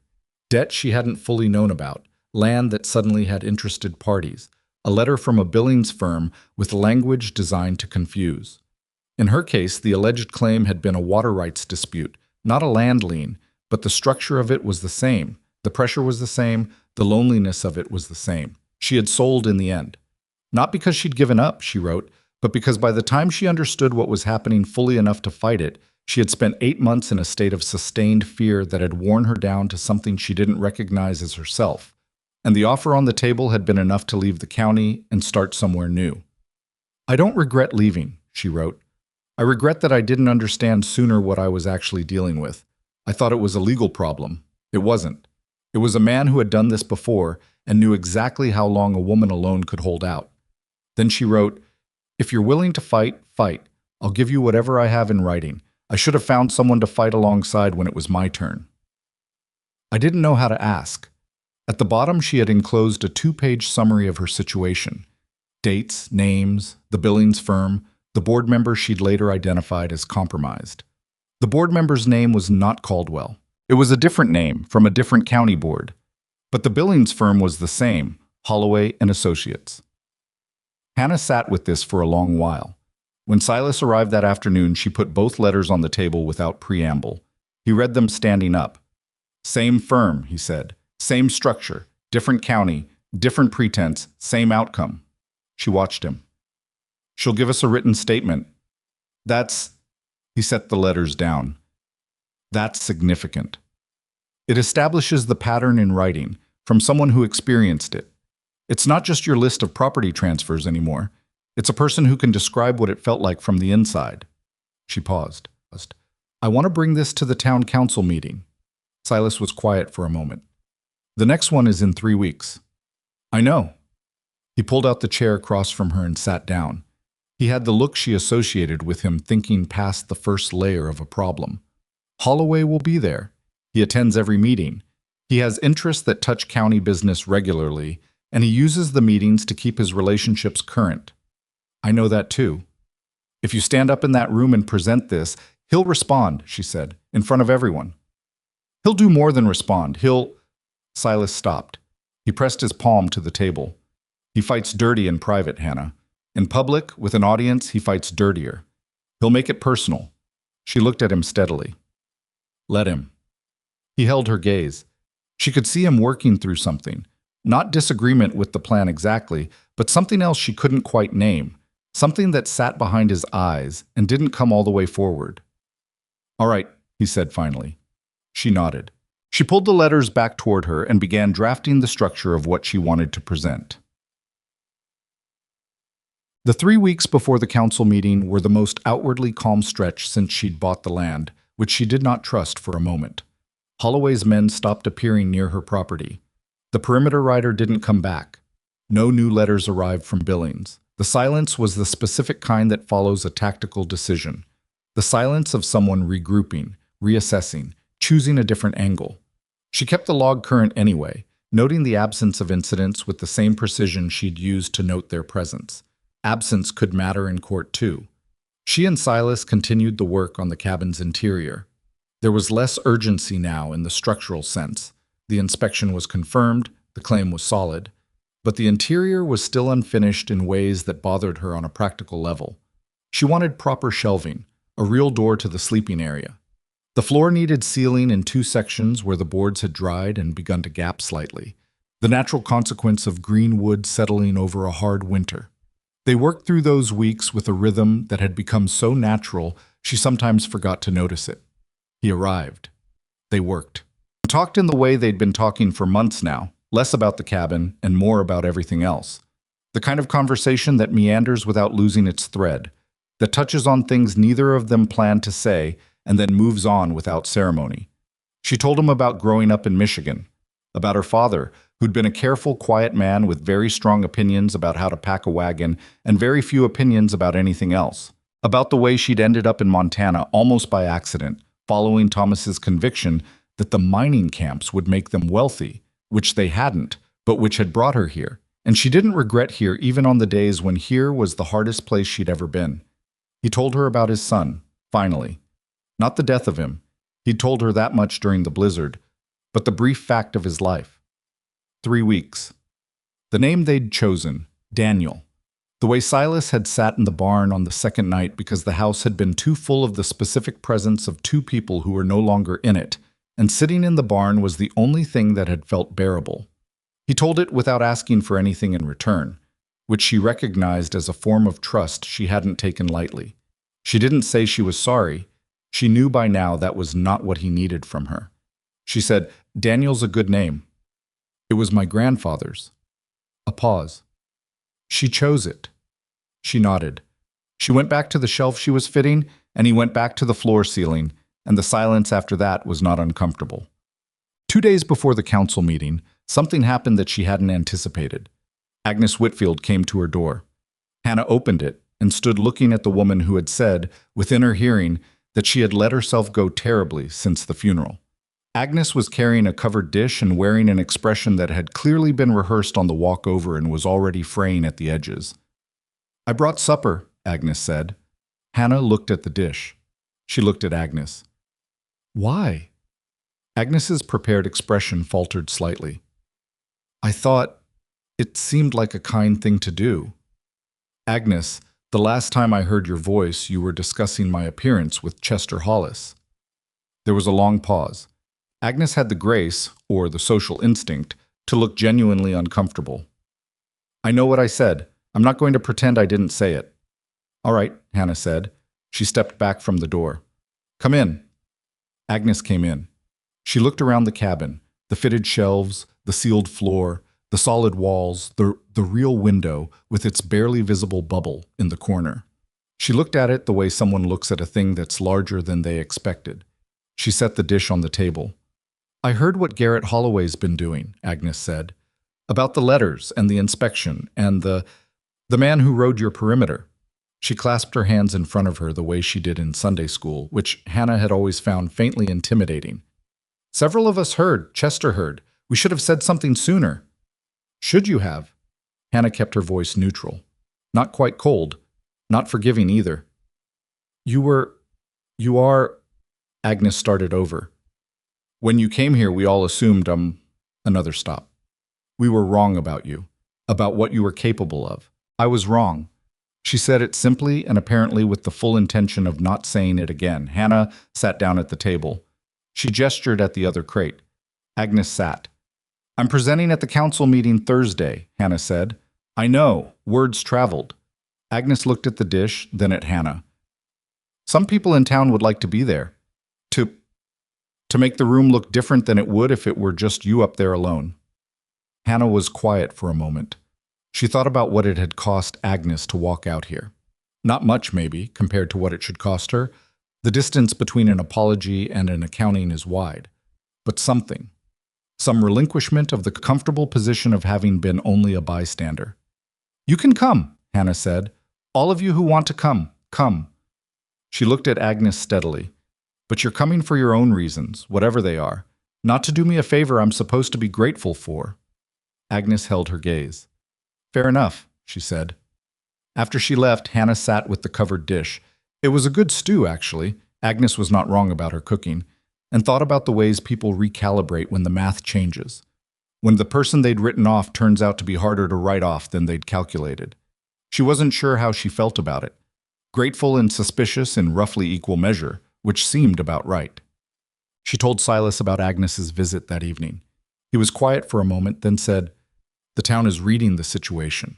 If Holloway seems certain to win, those same people would be staying home Thursday. You think they're only coming because they think I might actually win?" "Some of them, yes." He said it without apology. "Some of them are coming because Agnes Whitfield is a woman who moves in a herd, and she's apparently decided the herd is moving. Some of them might be coming because they actually feel something about what's been done to you." He paused. "People are usually several things at once." "That's a generous read. It's an accurate one." He looked at her. "Does it matter why they come, if they come?" She thought about it honestly. "No," she said, "I don't think it does." "Then let them come." Thursday arrived the way important days do, ordinary in every physical sense, the morning cold and clear, the work of getting ready indistinguishable from any other morning's work, and then a moment somewhere in the middle of it when the day's weight became undeniable. She wore what she had that was clean and decent. Not her best. She didn't have a best anymore, in the way she'd once understood that word, but what was appropriate for a woman presenting to a county council: a dark wool skirt, a white shirtwaist, boots she'd polished twice. She looked at herself in the small mirror she'd hung on the interior wall, the only mirror in the cabin, and what looked back at her was not a woman anyone in Colton had been rooting for, but also not a woman who appeared to care about that. She rode to town alone. She'd told Silas she would meet him there. The ride took 40 minutes, and she spent it not rehearsing what she planned to say. She had done that, she knew it, but watching the land go past, her land to the edge of her property, and then other people's land, and then the town beginning. The land that had nearly been taken from her by a man who'd done this 8 times before and expected her to be the 9th. She was not going to be the 9th. The council hall was fuller than she'd expected. That was the first thing she noticed when she pushed open the door. The chairs were almost entirely occupied, which for a Thursday evening town council meeting in Colton was unusual by a significant margin. She recognized Agnes Whitfield, who had brought 4 women with her. She recognized Hennessy, standing along the wall with his arms folded and his hat in his hand. She saw Pete Garland in the back row, which surprised her. She'd never known Pete to attend anything voluntarily. She saw Silas, standing to the left of the room near the wall, and their eyes met briefly, and he gave her a small nod that communicated, "I see the room. I'm here." She also saw Garrett Holloway, seated in the front row to the right, with 2 men flanking him in the particular ease of a man who owns the room he's sitting in. He saw her. He didn't change his expression. He looked at her the way you look at something you've already decided the outcome of. The council chair, a man named Hargrove, who Hannah had interacted with exactly once and found precisely as interesting as his name, called the meeting to order with slightly more efficiency than usual, which she attributed to the room's unusual fullness making him nervous. There were 2 items of regular business first. She sat through them. They took about 15 minutes. She kept her hands flat on her thighs and her eyes forward and did not look at Holloway. When Hargrove called her name, she stood, picked up her folder, and walked to the front of the room. She had prepared for 10 minutes. She got through 6 before Holloway interrupted. She had laid out the timeline cleanly: the purchase, the build, the confirmation, the lien claim and its dissolution, the preliminary inspection request, the broken window, the survey stake interference, the Vera Aldis letter. And she had spoken in the measured tone of a woman presenting facts rather than feelings, which was deliberate, because feelings could be dismissed and facts had to be argued with. She had just placed Vera Aldis's written statement on the council table when Holloway said, loudly enough for the room, "I have to say, this is quite a performance for someone in her position." Hargrove said weakly, "Mr. Holloway, you'll have a chance to—" "Her position," Hannah said. She turned and looked at Holloway directly. "What position is that?" Holloway stood up. He did it slowly, which was more effective than doing it quickly. He was a large man and he knew how to use the space he occupied. "A woman who came here with no resources, no relevant skills, no community standing," he said. He said it conversationally, as though he were describing a weather pattern. who purchased a piece of land that no one else wanted for a reason, who has spent the better part of a year building something she was not equipped to build alone. A slight pause, and a brief glance towards Silas along the wall that was precise and deliberate, and who now stands up in front of this council, making serious allegations against a man who has been a legitimate contributor to this county's economy for 20 years. He paused. The room was very quiet. I have a great deal of respect for women in difficult circumstances, he said, and the sentence landed with the exact toxicity of its sincerity, which was none. But there is a difference between a woman deserving sympathy and a woman deserving to be taken seriously. Something went through the room. She felt it, a collective intake, a shift. Some of it was discomfort. Some of it might have been something more like recognition, the kind that comes when someone says out loud what has been left politely unspoken. She turned back to the council table. She picked up Vera Aldis's statement. She said it deliberately in front of Hargrove. This is a sworn written statement from Vera Aldis of Holt County, she said, keeping her voice even, describing an identical scheme carried out against her by Holloway and Associates, which is the same firm that sent me the lien claim in January. She placed the second document beside it. This is a list of 8 property transactions in Colton and Holt counties in the past 7 years, each following the same pattern. She placed the photographs of the survey stake. These are dated photographs of deliberate interference with my survey stake before the official inspection. She looked at the council, not at Holloway, at Hargrove and the 4 other board members. I'm not here asking for sympathy, she said. I'm here presenting evidence of a pattern of fraud. Holloway took a step toward the center of the room. The movement was aggressive without being technically aggressive, the practiced movement of a man who knew how to use his body as a form of argument. You want to talk about evidence? He said, and now his voice had shed the conversational pleasantness entirely. Let's talk about what this woman actually is. A widow who spent her dead husband's last savings on land she had no ability to develop, who has been, another glance at Silas, longer this time, letting the room follow it, receiving regular assistance from a rancher who had his own reasons to want a foothold on the North Ridge parcel, which happens to border his water access. He turned back to Hannah. Let's talk about what this actually looks like to a reasonable observer. The implication was unmistakable. The room understood it. She could feel them understanding it. She turned to look at Silas. He was standing against the wall where he'd been standing since she arrived, and he had the look she associated with him containing something, jaw tight, eyes very still. He was looking at Holloway. His hand was gripping the brim of his hat in a way that suggested the grip was doing some work. She waited. 1 second, 2. He didn't move. He didn't speak. Something went out of the room in that moment, some expectation she hadn't fully known she'd had until it wasn't met. She felt it leave, the way you feel a thing leave before you've named what it was. She turned back to the council.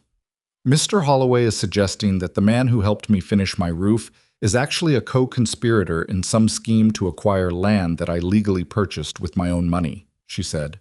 Her voice was still even. She was going to stay even if it killed her.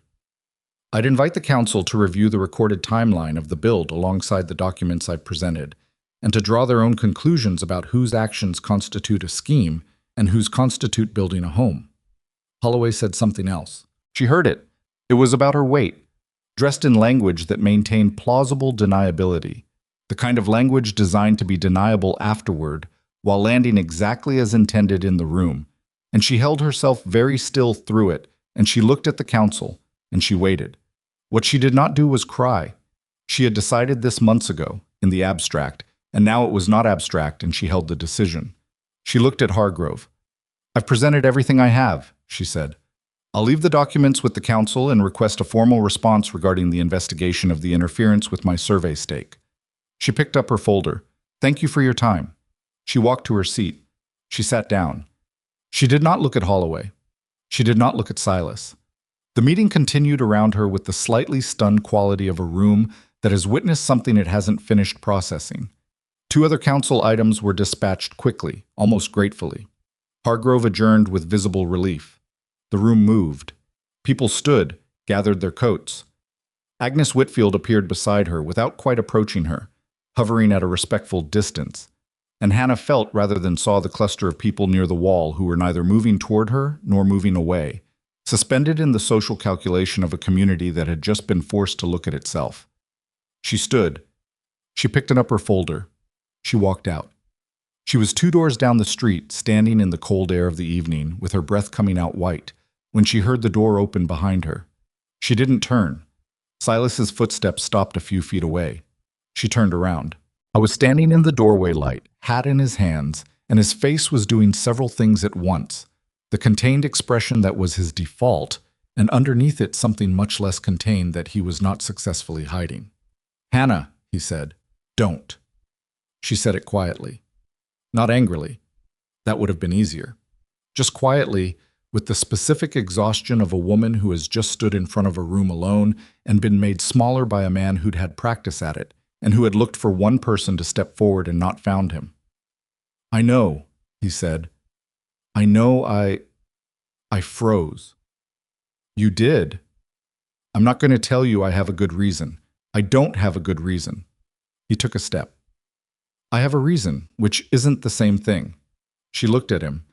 Her hands were steady now. She was more stable in this moment than she'd been at any point in the last 2 hours, which was its own thing to observe. "Then tell me the reason," she said. He was quiet for a moment. The street was empty enough that the only sound was the cold air and the distant noise of the council hall settling back into normal human behavior. 3 years ago," he said, "there was a situation with my neighbor to the south, a family named Caldwell, not the board member, a different branch of that family. They had a water dispute with a rancher named Goss, and I knew things about Goss's dealings that would have helped their case. I knew it, and I stayed out of it." He pressed his thumb into the brim of his hat. "I told myself it wasn't my fight. I told myself the Caldwells had resources enough to manage without me. I told myself getting involved in someone else's legal dispute was overstepping." She waited. "They lost the water rights. The mother had to move the family to her sister's place in Billings. The oldest boy was 16 and he'd planned to take over the ranch. He didn't get to." He stopped. "I've carried that. Not every day, but it comes back on me. In that room tonight, when Holloway said what he said about me having reasons of my own, He stopped again. "I heard it in the worst possible way. I heard it as confirmation. I thought, he's going to say that any defense I offer is self-interested, and he's right that I have feelings for you, and anything I say is going to be twisted, and I went back to that old cowardice and I dressed it up as strategy." She held his gaze. "I know that's not a good reason," he said. "No," she agreed, "it isn't. I know it left you alone up there." It did. He didn't flinch from that. He held it. "I'm sorry. I know that's not enough by itself." The street was quiet. The evening cold was the kind that clarified things, stripped away everything that wasn't load-bearing. "What did you feel for you when Holloway said what he said about me?" she said. "Not what you thought, what you felt." He looked at her directly. "Like I wanted to drag him out of his chair and put him on the floor," he said, simply and without drama. She believed him. She believed the feeling. She just needed to know if the feeling was enough to move a man who had a history of staying still when it mattered. "What are you going to do about it?" she said. This was the real question. She knew it, and he knew it. He put his hat back on. "I'm going to stand next to you when you walk back into that room," he said. "Not behind you, not in front of you, next to you.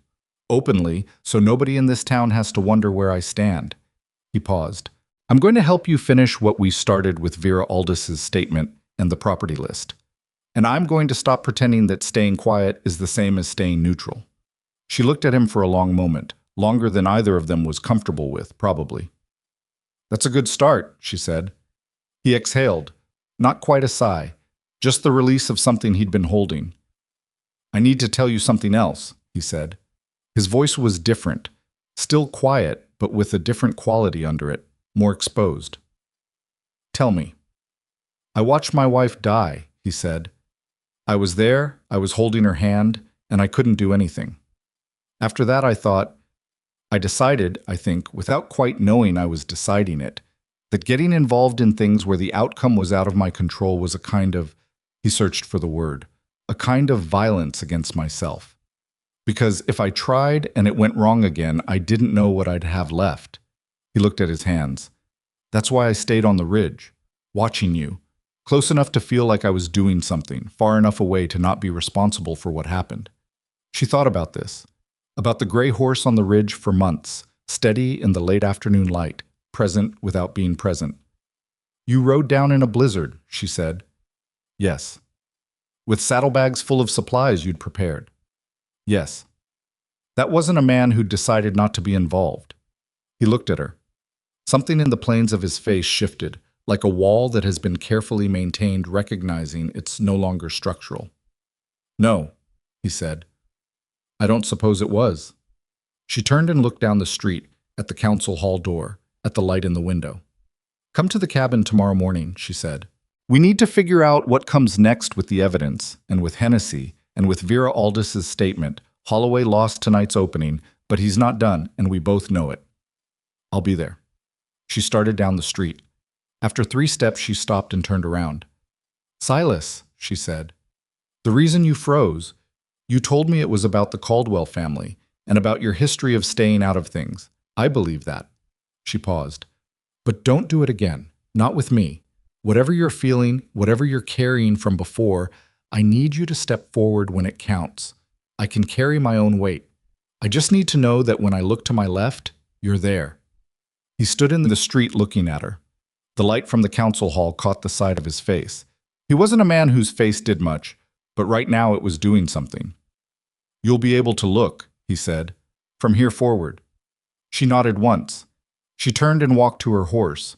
The ride home in the dark was long and cold, and she spent most of it going over what had happened in the room, Holloway's words, the room's reaction, her own steadiness under it, and testing the places where she felt damage to assess what was damage and what was just the bruising that follows a fight. She was not destroyed. She was angry, still, but it was the clean kind, the usable kind, the kind that had gotten her through a winter alone and would get her through whatever came next. She unsaddled her horse in the dark, her hands certain and practiced now in the way they hadn't been a year ago. She lit the lamp inside and looked around the cabin, her shelves, her floor, her walls. She sat at the table and opened the log and wrote the date and what had happened in the plain factual language she'd been using since she started keeping it. Council meeting. Presented documents. Holloway made statements of a personal nature. Council acknowledged evidence. No formal decision. Silas Boone did not speak during meeting. She paused. Added, spoke with him afterward. We'll continue. She closed the log. She put out the lamp. She lay down on her bedroll, and the dark of the cabin was familiar around her, and the walls were solid, and the window she'd reglazed held the cold out, and she slept, because there was more to do tomorrow, and you couldn't do it without sleep, and Hannah Mercer had become, over the course of a very hard year, a woman who understood exactly which things she could control and which she could not, and who had stopped losing sleep over the second category. Tomorrow, they would continue. That was enough. He was there at first light. She heard his horse before she saw him. The familiar sound of hooves on the frozen track, steady and unhurried. The same rhythm she'd been hearing for months now and had stopped pretending she didn't listen for. She was already up, already at the stove, and she had water heating by the time he knocked and came through the door, with the cold morning air arriving with him. He didn't apologize again. She hadn't expected him to. He'd said what he needed to say the night before on the street, and she'd heard it, and the kind of man Silas Boone was did not repeat himself on things that had already been settled. Instead, he sat down at the table, pulled his coat off, and said, "Tell me where you want to start." She put 2 cups on the table and sat across from him. Vera Aldis's statement is the strongest single piece we have. It names the firm, it names the method, it dates the interaction. But it's from a different county, and Holloway's people will argue it's not directly relevant to Colton. She turned the cup in her hands. What we need is someone from inside Colton who can speak to the pattern here. Not just property records, a person. Hennessy, Silas said. Hennessy sold. He told me himself he regrets it, but selling isn't the same as being defrauded on record, and Holloway's lawyers will use the fact of the sale to argue it was a voluntary transaction. Mac Gaines, Silas said. Hannah looked at him. Still fighting. Still fighting and still in the county and still angry. I know Mac. He wrapped both hands around his cup. He and I aren't close. We've had some fence line disagreements over the years, nothing serious, just the normal friction of neighboring property. But we've been cordial. He knows what Holloway has been doing to him, and he's been doing it alone for 2 years. He paused. He needs to know he's not the only one. If Mac Gaines brings his documentation alongside mine and Vera Aldis's statement, that's 3 separate cases with the same firm's name on the paperwork. She felt something sharpen in her thinking, the specific clarity that came when scattered pieces began to arrange themselves into a shape with weight. That's not a coincidence anyone can argue away. That's a pattern a county investigation has to respond to. I can ride to Gaines's place today, Silas said. I'll go with you. He looked up from his cup. He doesn't know me, she said, but I'm the one who brought this to the council last night. He should see that I'm not going to drop it. She met Silas's eyes. And I want to see his face when he realizes there are other people who know what's been done to him. Silas was quiet for a moment. All right, he said. We ride together. Oh. Mac Gaines was a lean, weathered man in his late 50s who answered his own door with a shotgun that he lowered but didn't put away when he saw who it was. He had the appearance of someone who had been dealing with prolonged stress long enough that the stress had become structural, part of the architecture of his face, the set of his shoulders, the way his eyes moved to the tree line and back before he let them come to rest on his visitors. Boone, he said. He looked at Hannah. Mrs. Mercer. You know who I am, she said. I know what Holloway's been doing to your land claim. Word gets around in this county faster than most people think. He opened the door wider. Come in. His kitchen was functional and without any decoration that wasn't also useful, which she recognized as the domestic arrangement of a man who had been living alone long enough to stop performing a different kind of life. He cleared papers off 2 chairs and gestured at them, and she sat down and looked at the table, which was covered in what she immediately identified as legal documents, county filings, and correspondence from a billings firm. She looked at him. Holloway and Associates, she said. Something moved in Mac Gaines' face. Not surprised, more like the particular relief of a person who has been carrying a specific knowledge alone for a long time and suddenly finds themselves in a room where they don't have to explain it from the beginning. 2.5 years, he said. He sat down across from them. Started with a grazing rights claim. Then it was a water access challenge. Then a boundary survey dispute. He said each one with the flat tone of a man reciting a list he has memorized against his will. Each time I fight one off, they come back with something else. The legal costs alone have... He stopped. He looked at his hands. I had to let my hired man go in January. I've been working this place alone. Silas said, You know it's the same with Vera Aldis in Holt County. I heard rumors. Never had the name. Hannah put Vera Aldis's letter on the table and pushed it across to him. He read it slowly. She watched his face do the things she'd felt her own face do when she'd read it the first time. Not surprise exactly, but a kind of grim validation. The confirmation that the thing you experienced was real, was deliberate, was not in some way your own fault for being in a weak position. She's willing to give a statement, Hannah said. She already has, in writing. I presented it to the council last night. I heard about last night, Gaines said. He looked at Silas. I heard you were there. Silas held his gaze. I was. Gaines looked between them. I also heard you didn't say anything. The silence was about 3 seconds long, which was exactly as long as it needed to be. That's changed, Silas said. Gaines put the letter down. He looked at the ceiling for a moment with the expression of a man doing a calculation that involves more than numbers. Then he said, What do you need from me? Everything you have, Hannah said. Every letter, every filing, every date, organized by date if you can, and your testimony, not just written, in person, at the next council meeting or wherever this goes officially.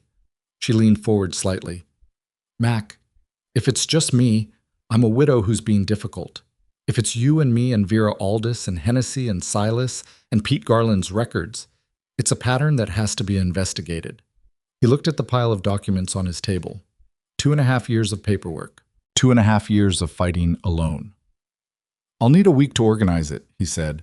Take what you need, she said. We're not in a hurry. We're going to do this right. He nodded. Then he said, I want Holloway to lose more than the case. I want him to lose the county. I want people here to know what he is. Then help us tell them, she said. The week that followed was the busiest Hannah had experienced since the worst of the building season, and it was a different kind of busy. less physical and more demanding in a way she found harder to replenish from. She wrote letters. She organized documentation. She wrote to Pete Garland 3 times for records requests, and Pete produced each one with the efficiency of a man who had quietly been preparing for this possibility for longer than he'd been asked to. On the 3rd visit, as she was gathering her papers to leave, Pete said, without looking up from his counter, "You know Caldwell on the board." "Not the board member, the family. They had a meeting last week." She stopped. "Which Caldwells?" "The county board member's wife," Pete said. "She came in for her mail. She looked like a woman who'd had a difficult week. She didn't say anything to me directly, but she left a note in the community request box." He produced a folded piece of paper and slid it across the counter. Hannah unfolded it. It was brief. "Caldwell has been receiving payment from Holloway and Associates. I have bank records. I don't know where to bring them." She stood absolutely still. "She signed it?" she said. "She didn't sign it. She didn't have to. I know her handwriting." Pete looked at her over his glasses. "She's been living with a secret that's been eating her. She didn't put it in the community box by accident." Hannah folded the note. She put it in her folder. She looked at Pete. "Do you know where she'd be tomorrow morning?" she said. "She takes her coffee at the hotel dining room on Fridays at 8, Pete said. "She's been doing it for 12 years. She thanked him and went out to her horse. She sat for a moment in the saddle, thinking. If Caldwell's wife had bank records, actual documentation of payment, the case against Holloway stopped being a pattern of suspicious circumstances and became something criminal in a way that no county board could responsibly ignore. It also meant there was a woman in town who had been carrying this alone, inside a marriage to a man taking money to hurt people, and who had finally reached the edge of what she could continue to keep quiet. She rode to Silas's ranch. He was at his south fence when she arrived, and she didn't dismount, just called out what Pete had told her from the saddle, and watched his face go through several things in quick succession. "Elaine Caldwell," he said. "I wouldn't have guessed she'd move first." "People surprise you," Hannah said. He looked at her with an expression she'd come to know as his version of agreement. "Oh." She met Elaine Caldwell at the hotel dining room at 8 o'clock on Friday morning without announcement, simply sitting down across from her with 2 coffees and a look on her face that said she already knew, and that the knowing was not going to be used against her. Elaine Caldwell was a compact woman, mid-50s, with the careful grooming of someone who maintains appearances as a form of self-protection. She looked at Hannah for a long moment when she sat down. She did not pretend not to know who she was. "You found my note," she said. "Pete Garland found it. He told me." Elaine wrapped both hands around her coffee. "I've known about the payments for 14 months. I found the bank correspondence by accident, misfiled in the household papers. At first I told myself I had misunderstood what I was reading." She said this without self-pity, which Hannah appreciated. "Then I told myself there was nothing I could do about it. Then I told myself I had more to lose by speaking than by staying quiet." She looked at her cup. "And then I watched what he was doing to you and to Mac Gaines, and I thought, my staying quiet is not neutral. It's part of what makes this continue." Hannah thought about Silas on the ridge. She thought about what it costs a person to keep choosing the position of the observer. She thought, we are all, at various points, the person who could have said something and didn't. And the moment we stop being that person is not usually dramatic. It's usually just a note left in a community request box. "What do the records show?" Hannah said. "Quarterly payments to Harlan Caldwell from a holding company I traced back to Garrett Holloway. 14 months of records, which is as far back as I searched before I stopped." She set her cup down. "I can get more. The records go back further. I know where they are." "I'll need copies," Hannah said, "organized by date, and I'll need you to be willing to present them." Elaine Caldwell looked out the hotel window at Colton's Main Street, at the dry goods store and the hardware store and the feed store, and the lives of people who didn't know what their county board member had been paid to allow. "I want a separation," she said quietly, "from Harlan. I've wanted it for some time. This is—" She stopped. "I'm not leaving him because of the payments. I'm being honest with myself about why I've been staying. The payments gave me a reason I could explain to other people, which I didn't have before." Hannah didn't say anything for a moment. She thought about the complicated geography of other people's lives, the way a person's reasons for doing the right thing are rarely clean and singular, and the way that shouldn't matter as much as whether they do it. "Get me the copies," she said. The rest of it is your business and nobody else's." Elaine Caldwell looked at her. Something in her face eased slightly, the way a held breath eases. "All right," she said, "but..." They had 3 weeks before the council called a special session. Hargrove had initiated it himself, which Hannah took as evidence that the room on Thursday night had shifted something even in the most cautious of observers. The session was specifically to address the concerns raised about land management practices in Colton County, which was bureaucratic language for, "We have been presented with something we cannot simply table and move past." Holloway knew it was coming. Of course he did. The county ran on information, and Garrett Holloway had been cultivating sources in it for 20 years. He appeared in town more frequently in those 3 weeks, which Hannah tracked without confronting. He had meetings she wasn't privy to. I was doing what people with resources do when a situation begins to turn against them: spending. On the Tuesday before the special session, Silas came to her cabin with something he hadn't brought before. It was a written account, in his own hand, of what had happened to the Caldwell family, not the board member Caldwell, the ranching Caldwells, and what he had known about Holloway's dealings with Goss 3 years ago and had not come forward with. He set it on her table and sat back and looked at it with an expression that had nothing performative in it. It was just a man looking at a document that described something he wished he'd done differently. "You don't have to include this," he said. "It doesn't directly address your case."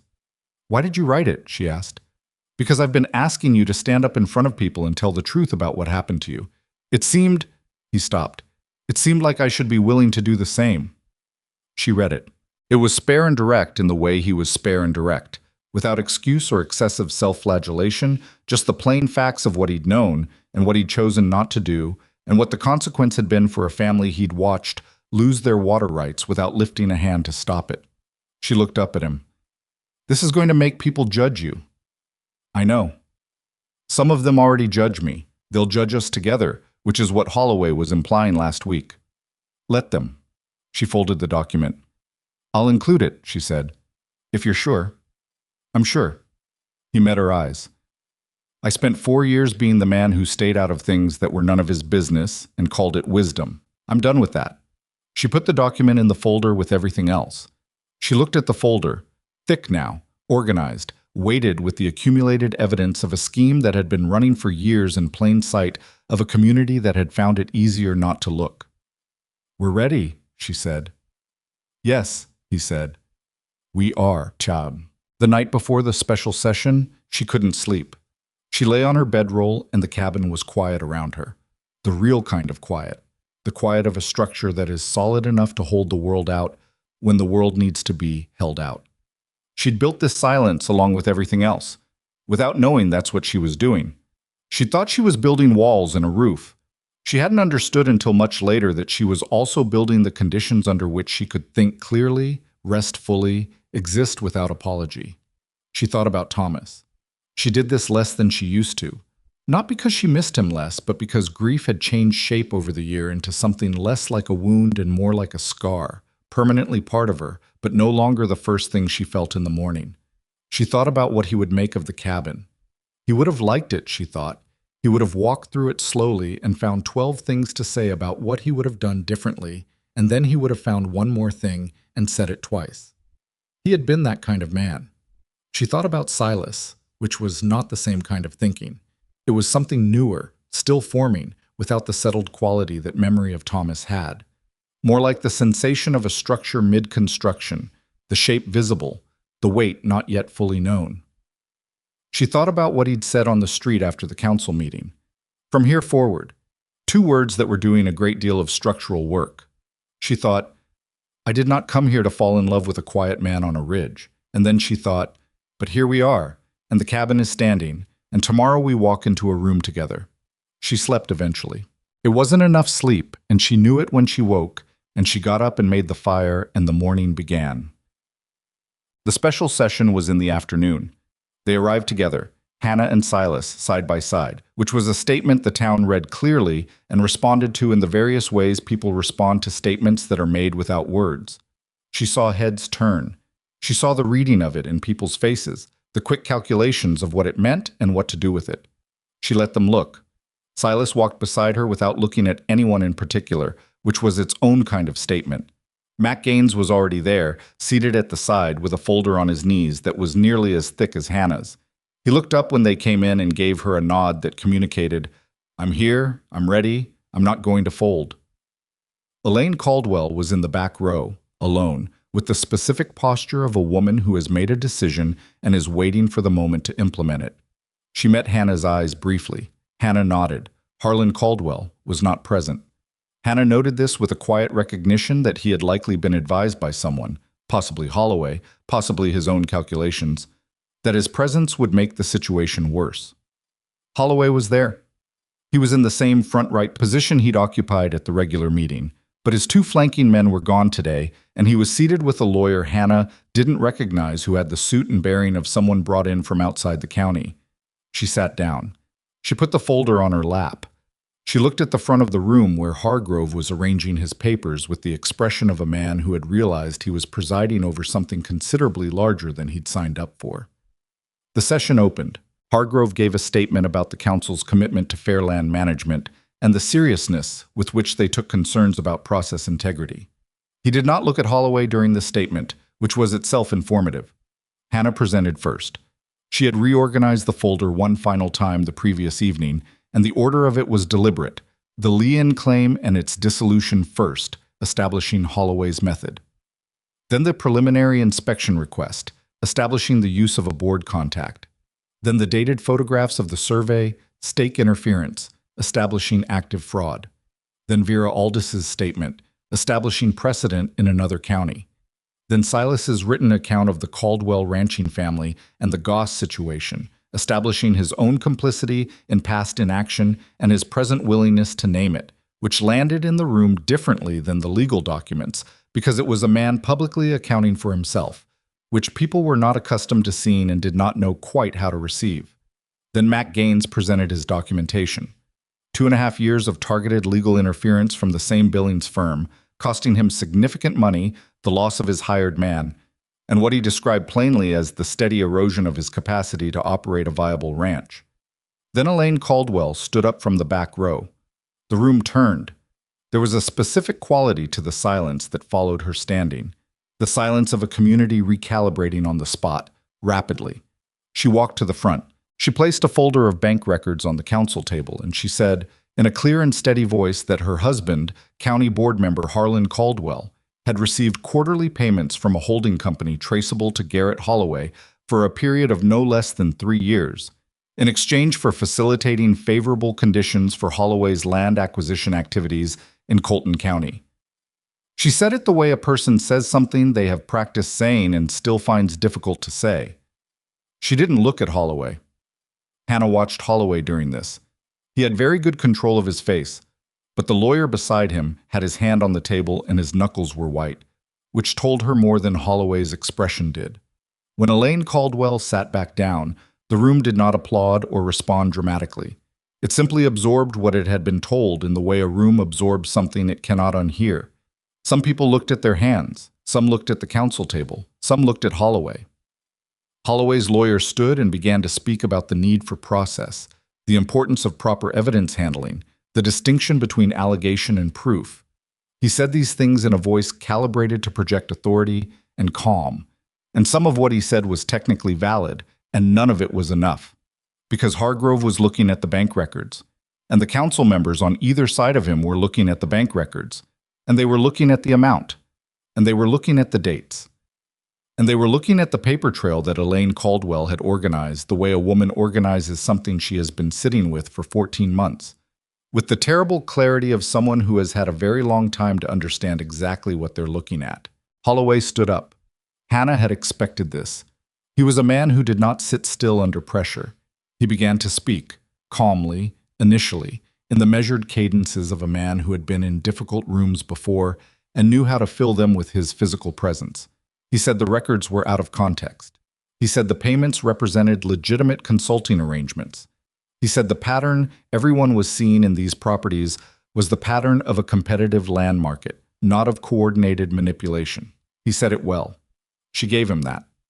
Then he looked at Hannah. She had been waiting for this. She had known, from the moment she'd compiled the folder, that the moment would come when he turned his full attention on her and made it personal, because that was the weapon he had, and he was not a man who didn't use the weapons he had. "Mrs. Mercer," he said, and the room went quiet.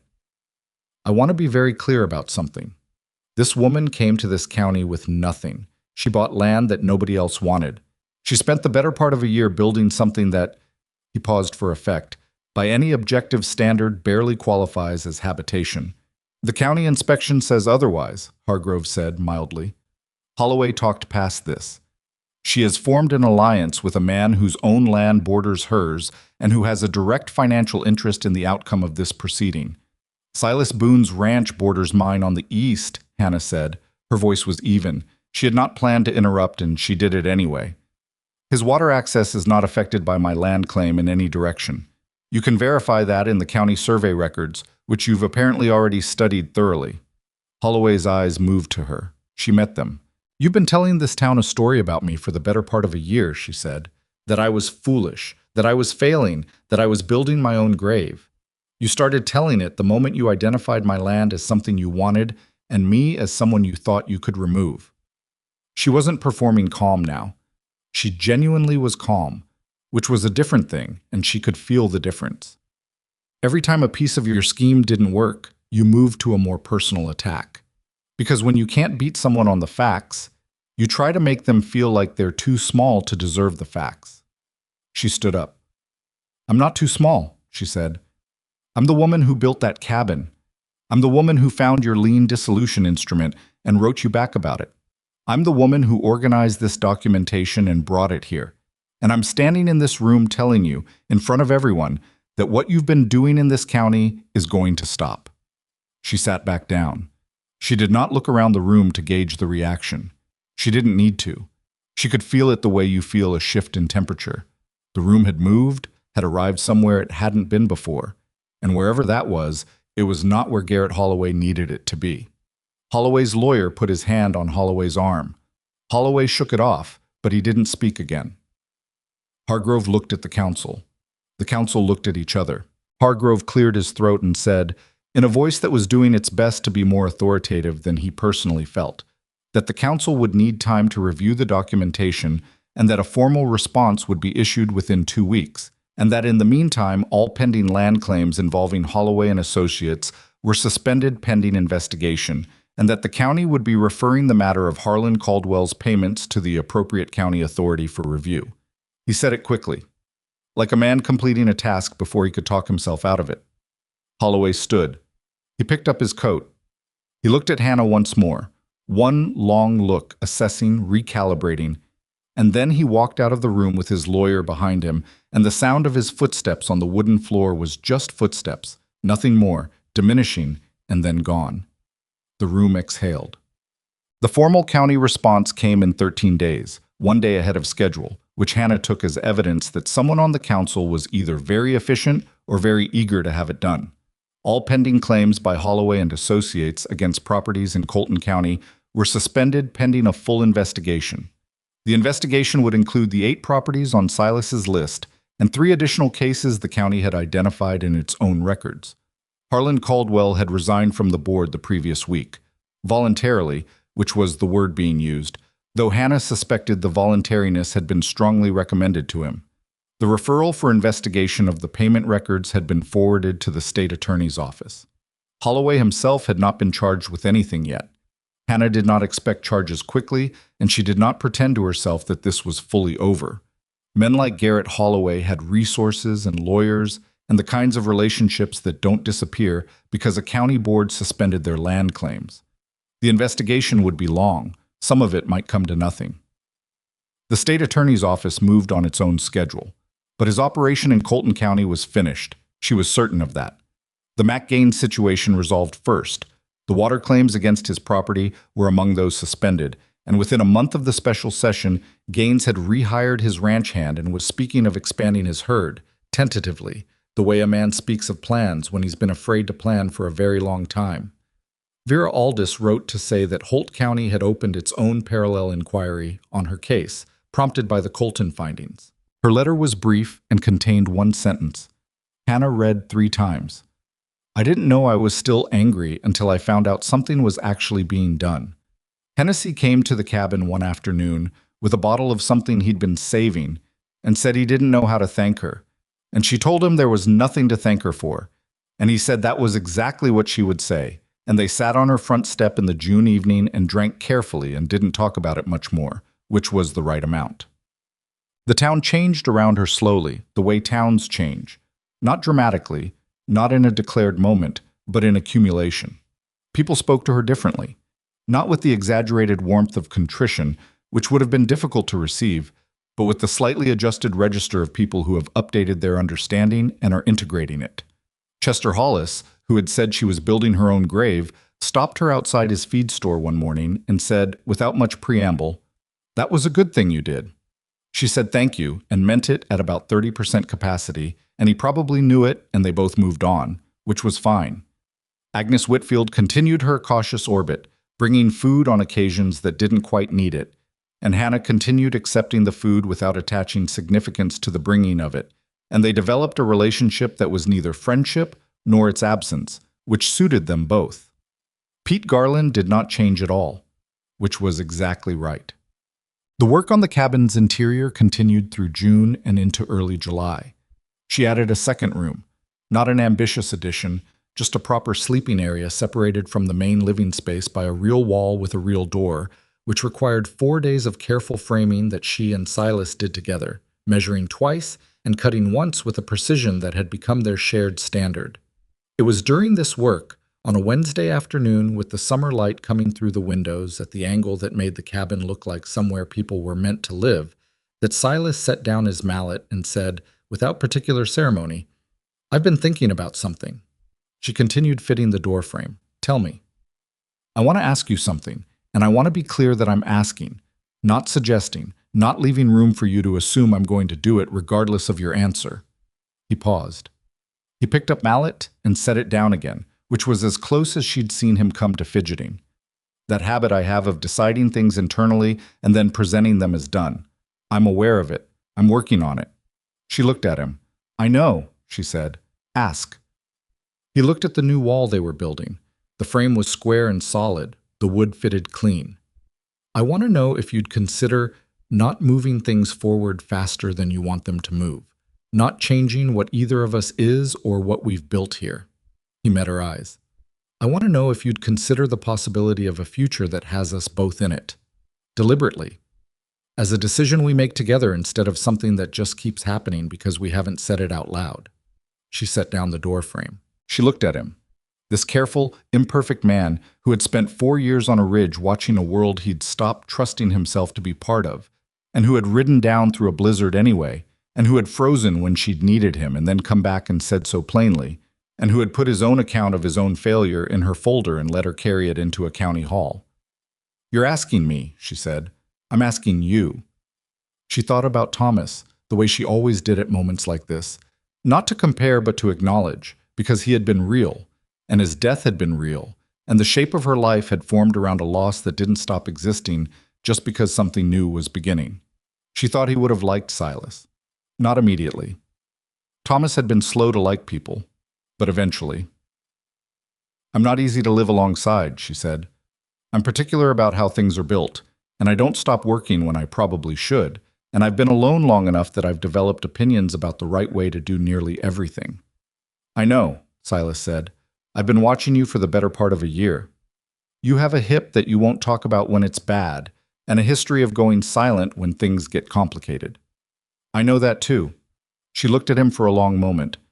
"Then we understand each other," she said. He exhaled. It was a quiet sound, private. "So that's yes." "That's yes," she said. "It's a yes that comes with conditions and complications, and the fact that I'm going to continue having opinions about door frames." He picked up his mallet. "The door frame looks good," he said. "The hinge side is 1 degree off." 1 degree. It matters." He looked at the frame. He looked at her. "You're right," he said, without resentment. "It matters." She picked up her chisel. They went back to work. By August, the cabin was finished. Not finished in the way things in catalog pictures are finished. There was still a gap in the shelf trim she hadn't gotten to, and the sleeping room door had a slight catch at the top that she would fix eventually. And the floor in the northeast corner showed the history of every repair and adjustment she'd made to it over the winter and spring. in a way she'd come to think of not as imperfection, but as record. It showed what had happened here, what it had taken. She stood outside on an August morning, the kind of morning Montana produces in late summer as if to compensate for everything it does the rest of the year, and she looked at the cabin. The logs were settled and solid. The roof was tight. The chimney stood straight, and the windows held the light. She thought about the woman who had stood on a frozen piece of ground the previous winter, alone, with a manual she'd bought at a church sale, and hands that had never done this work before. She thought about the crooked corner post she'd reset 3 times. She thought about hanging from a rafter in a blizzard with a dropped ladder below her. She thought about what it feels like to not quit. Not the triumphant version of not quitting.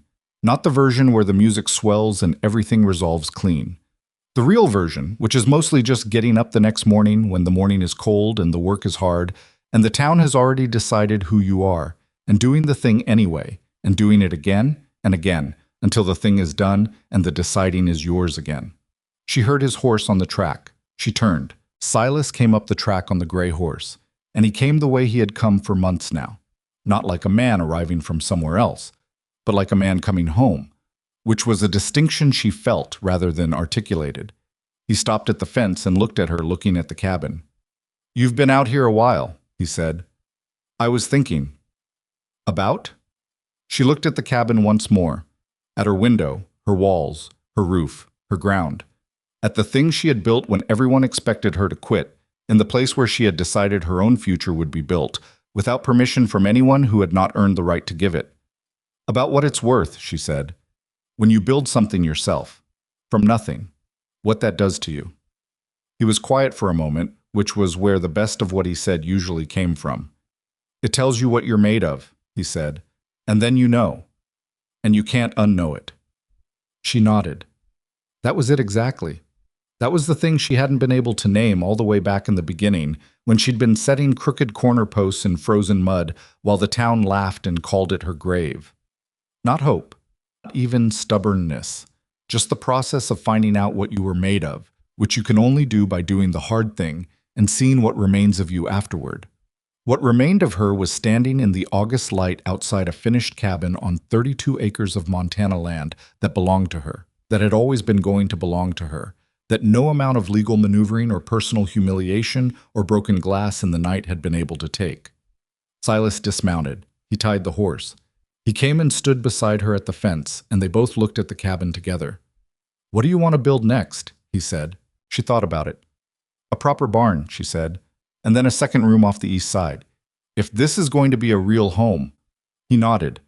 He looked at the east side of the cabin, the way he looked at things, measuring, planning, already seeing the structure that wasn't there yet. "The ground is harder there," he said. "We'd need to prep the foundation before the fall freeze." "I know. We should start soon." "I know that too." He looked at her and she looked at him, and the morning was enormous around them, and the work ahead was real and considerable, and neither of them was under any illusion that it would be easy. They were not people who needed things to be easy. They needed things to be worth doing, which was different. And everything they could see from where they stood was exactly that. She pushed off from the fence. "Come on then," she said. "Let's go look at the ground." And they walked toward it together. Not dramatically, not in a way that required an audience. Just 2 people moving toward the next thing that needed to be built, on land that had been fought for and held, in a life that had been remade by the same hands that had built everything else here, imperfectly, stubbornly, one honest day at a time.